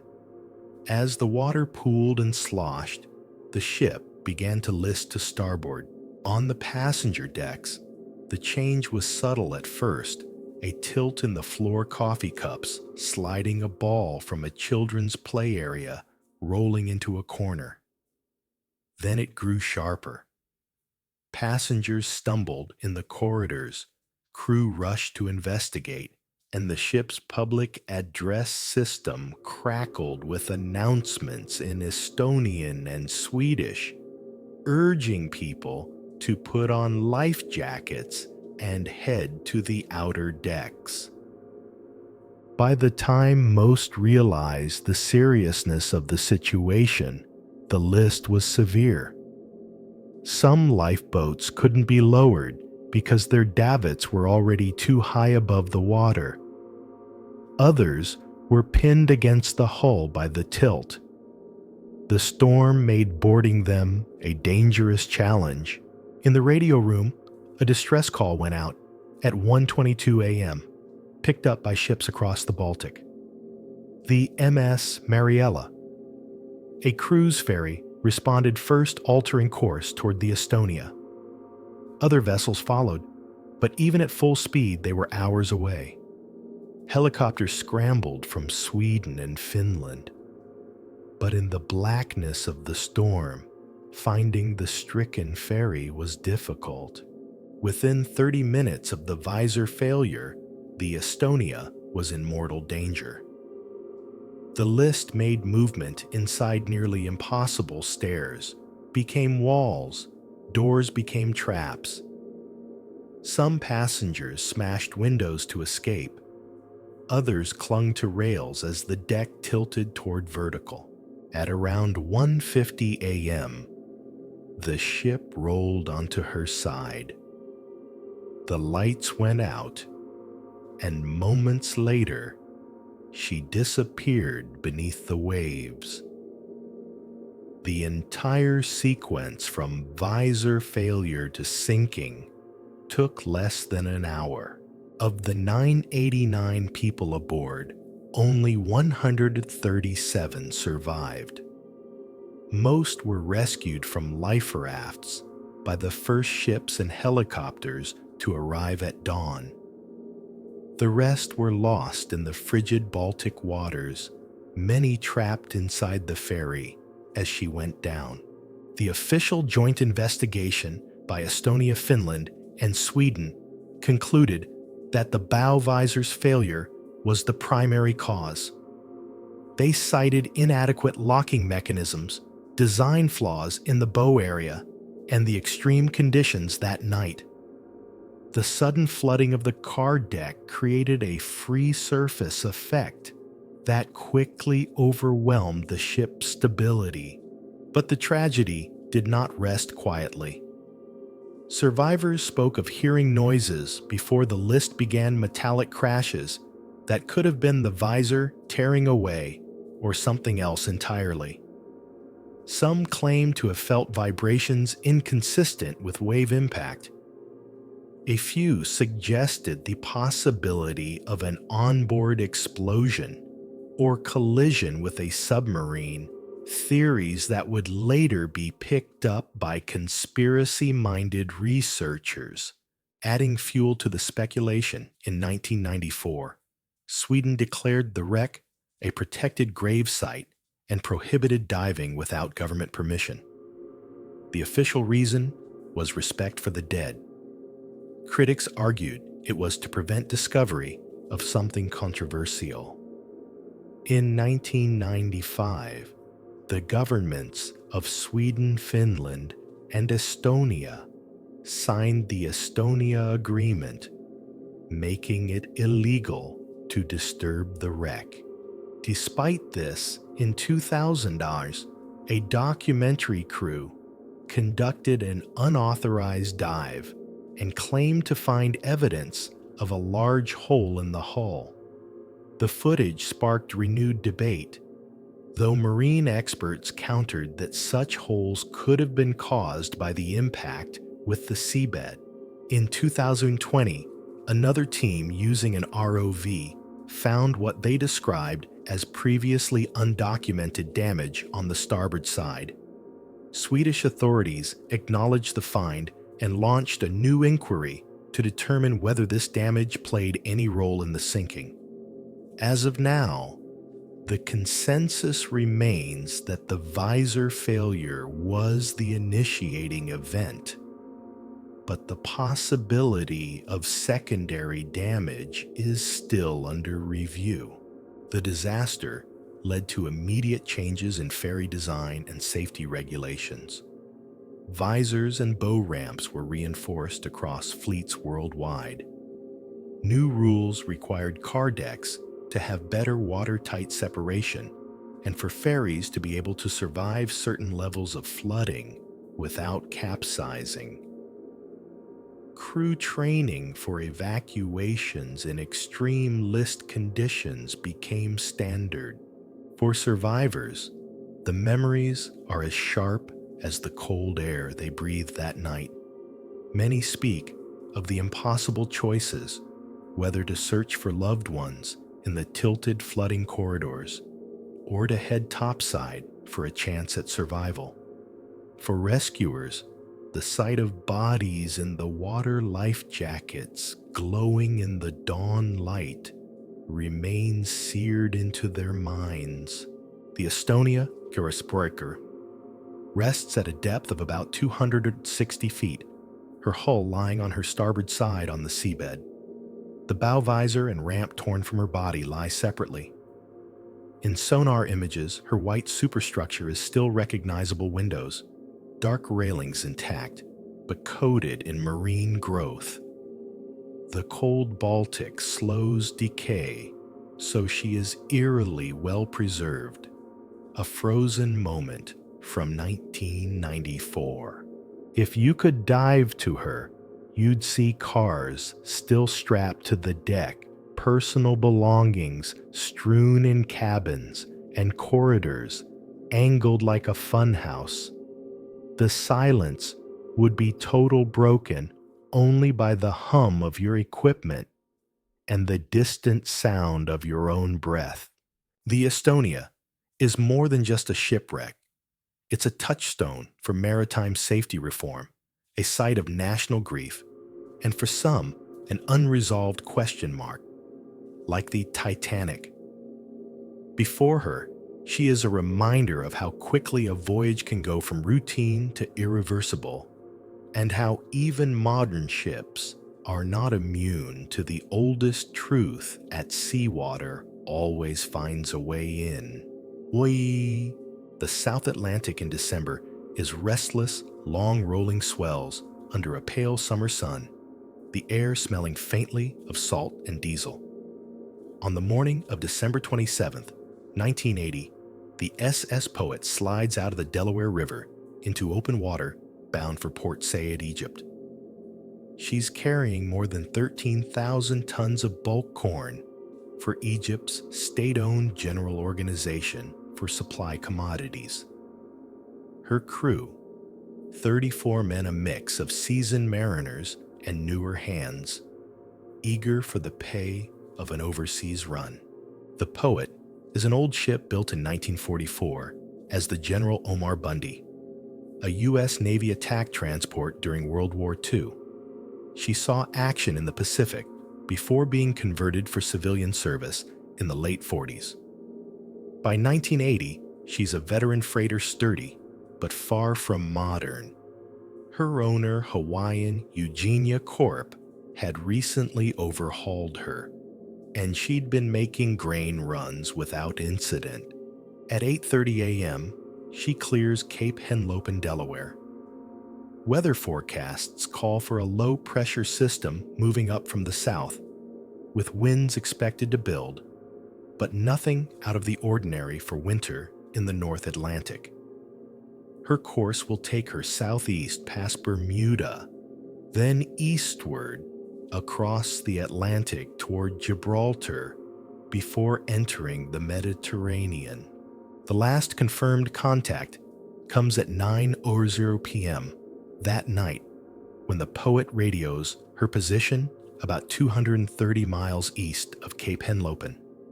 The report is routine speed heading weather, all normal. Then, silence. No distress call. No further transmissions. When she fails to arrive in Port Said weeks later, the alarm is raised. The U.S. Coast Guard launches an extensive search covering over 300,000 square miles from the Delaware Capes to the Azores. Aircraft sweep low over white-capped swells. Ships crisscross assigned sectors, listening for emergency beacons. They find nothing.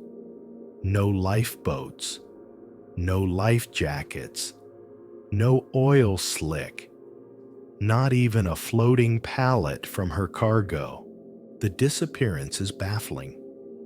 A ship as large as the Poet, over 500 feet long, doesn't simply vanish in calm weather without leaving a trace. And if she had gone down suddenly, where was the distress signal?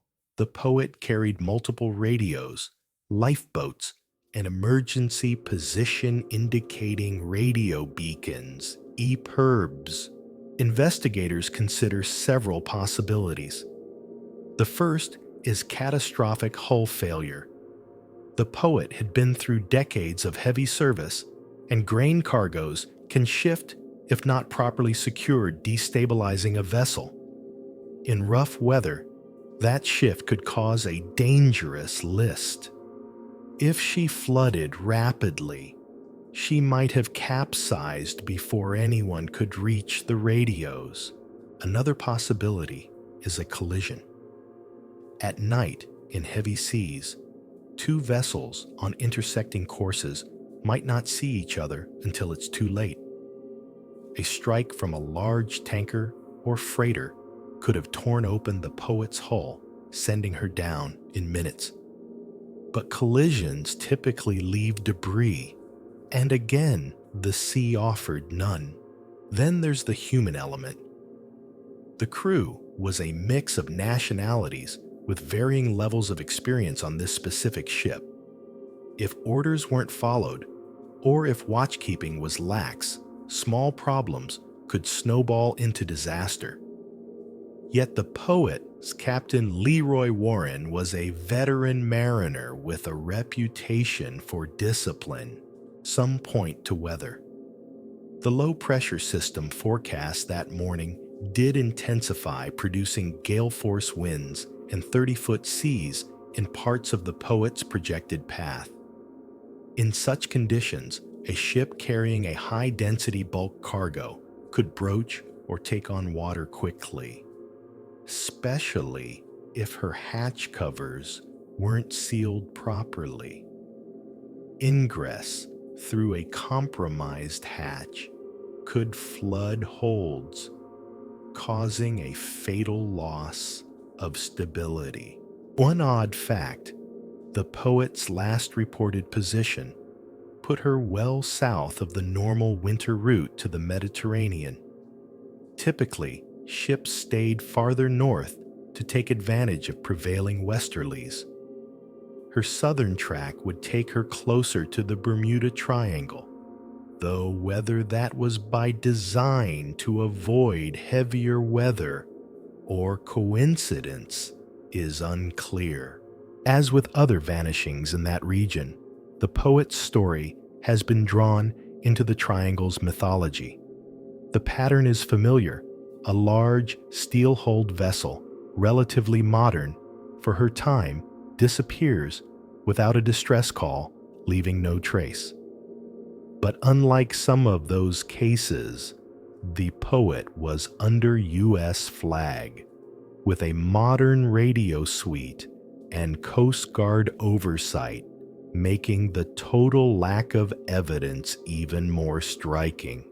The official Coast Guard report, issued in 1981, listed the probable cause as sudden and catastrophic event of unknown origin. It noted the possibility of structural failure in heavy seas, but admitted there was no direct proof. The case remains open. For the families, the lack of answers was devastating.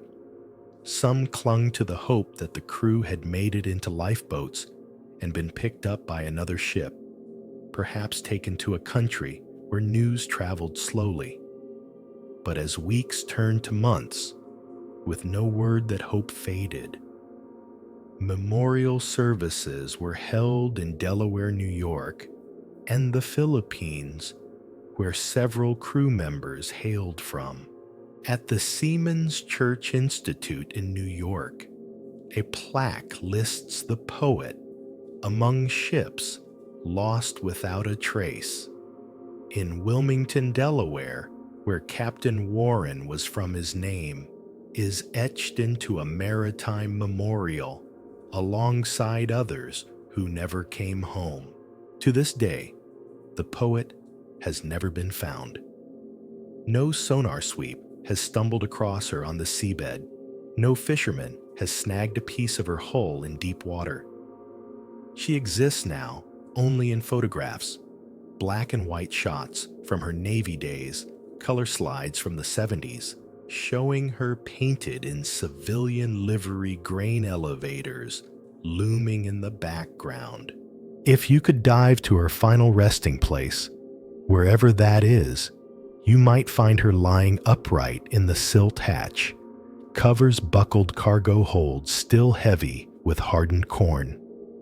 The bridge would be empty, the radar screen dark, the captain's chair turned toward a view that now shows only water and shadow. The lifeboats might still be in their davits, never launched.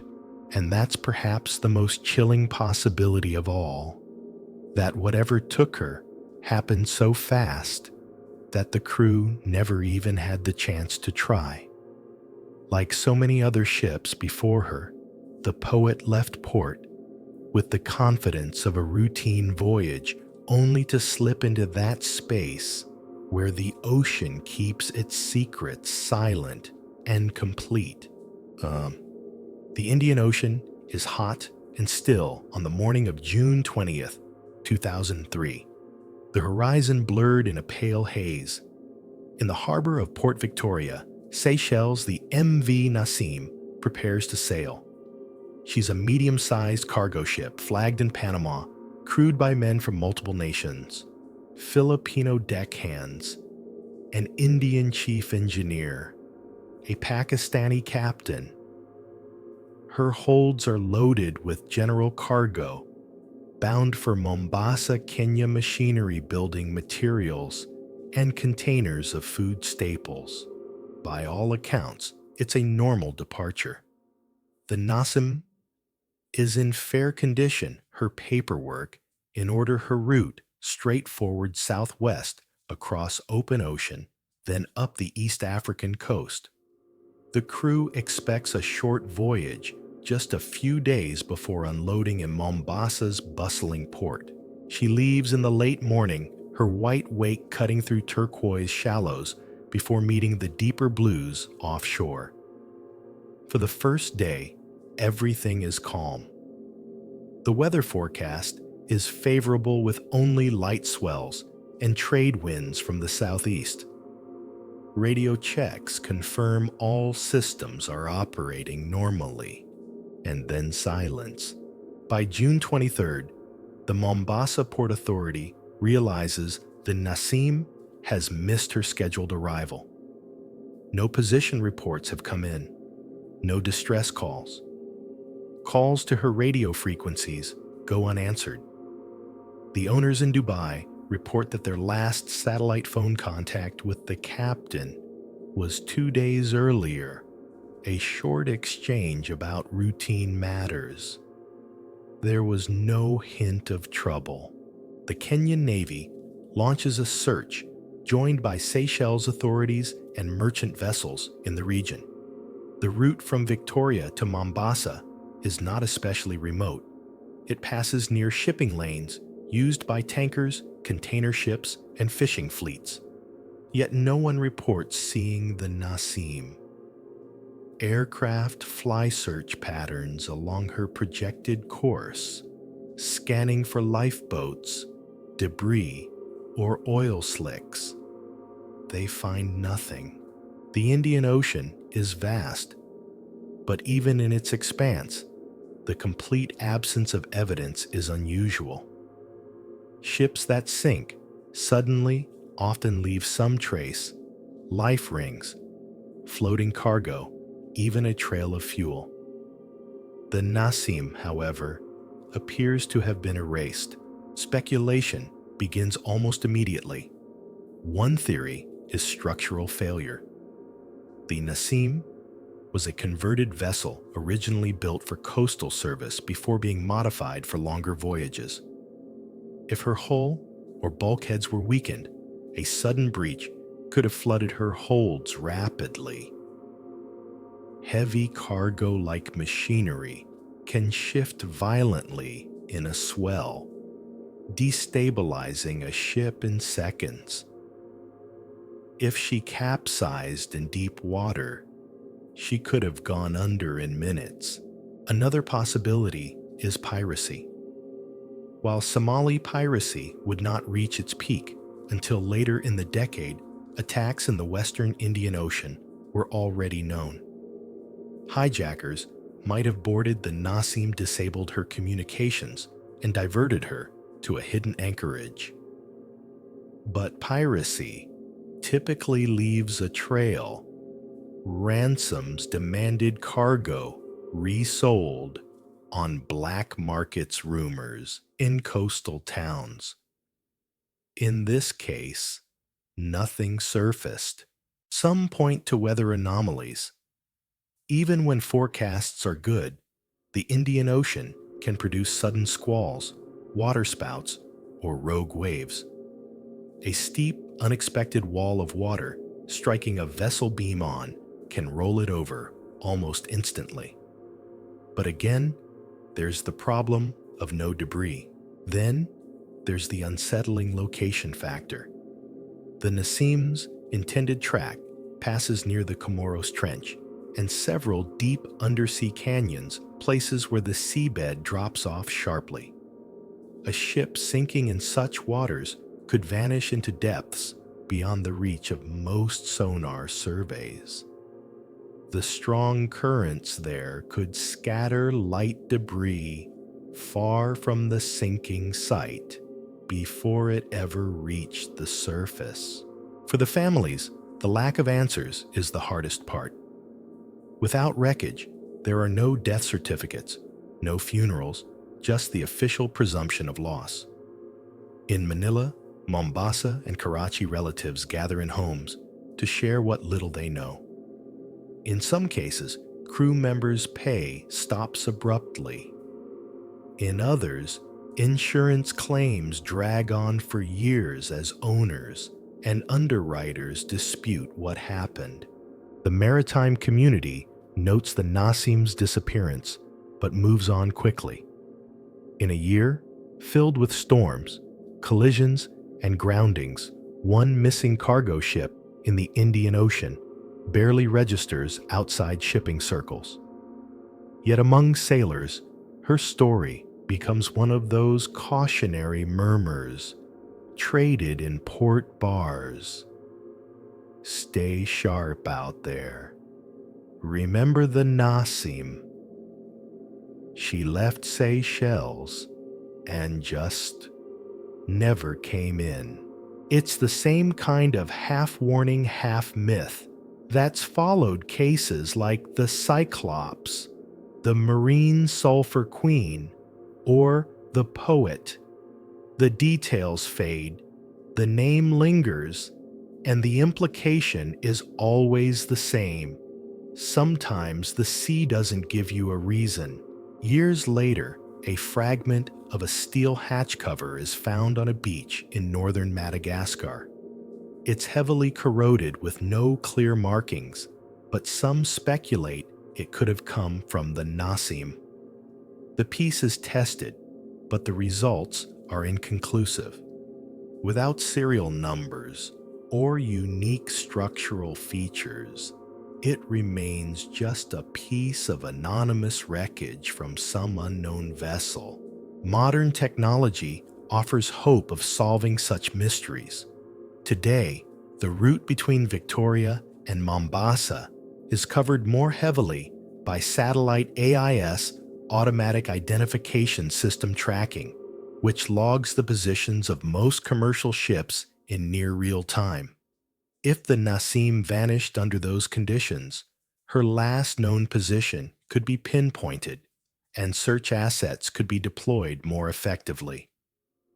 But in 2003, AIS was not universally fitted on smaller cargo ships, especially older or converted ones.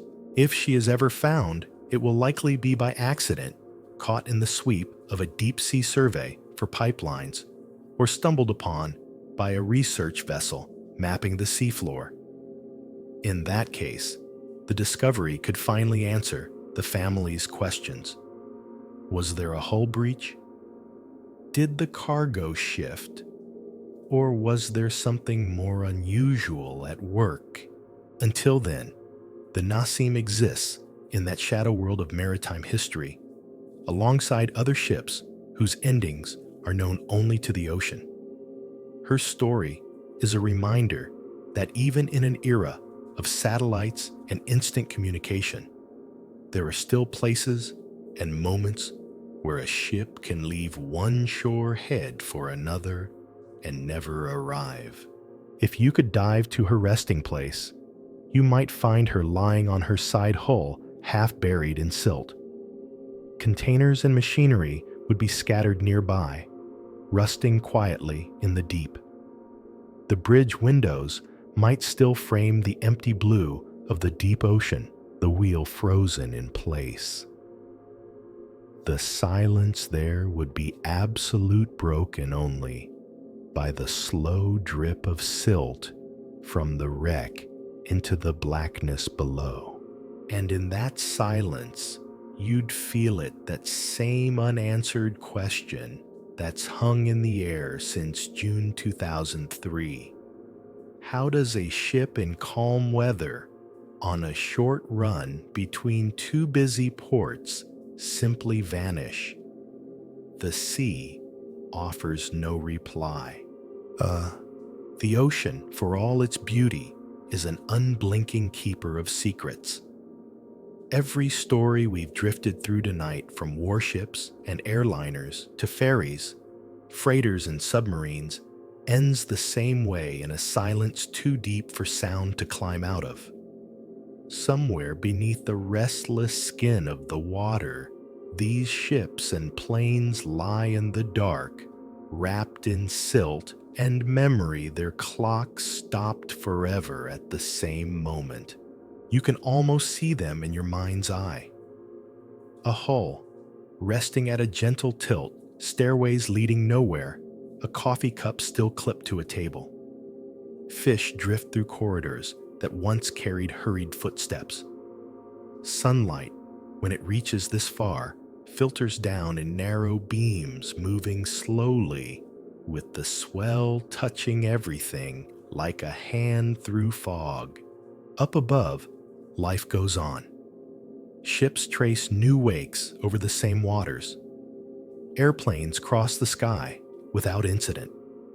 Families gather at kitchen tables, thinking of someone who should still be there.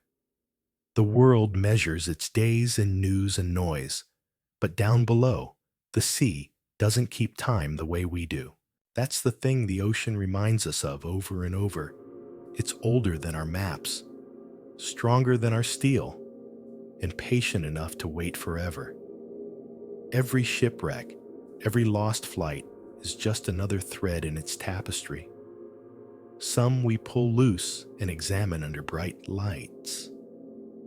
Others stay woven in invisible, except for the faintest outline. So, as you lie there, now lights off, fan humming eyes, heavy picture that vast unbroken horizon. Somewhere out there, the waves are folding over the same spots they've folded over for decades, as if nothing ever happened. And maybe that's the ocean's final kindness, keeping the endings hidden, letting us imagine the rest. Good night.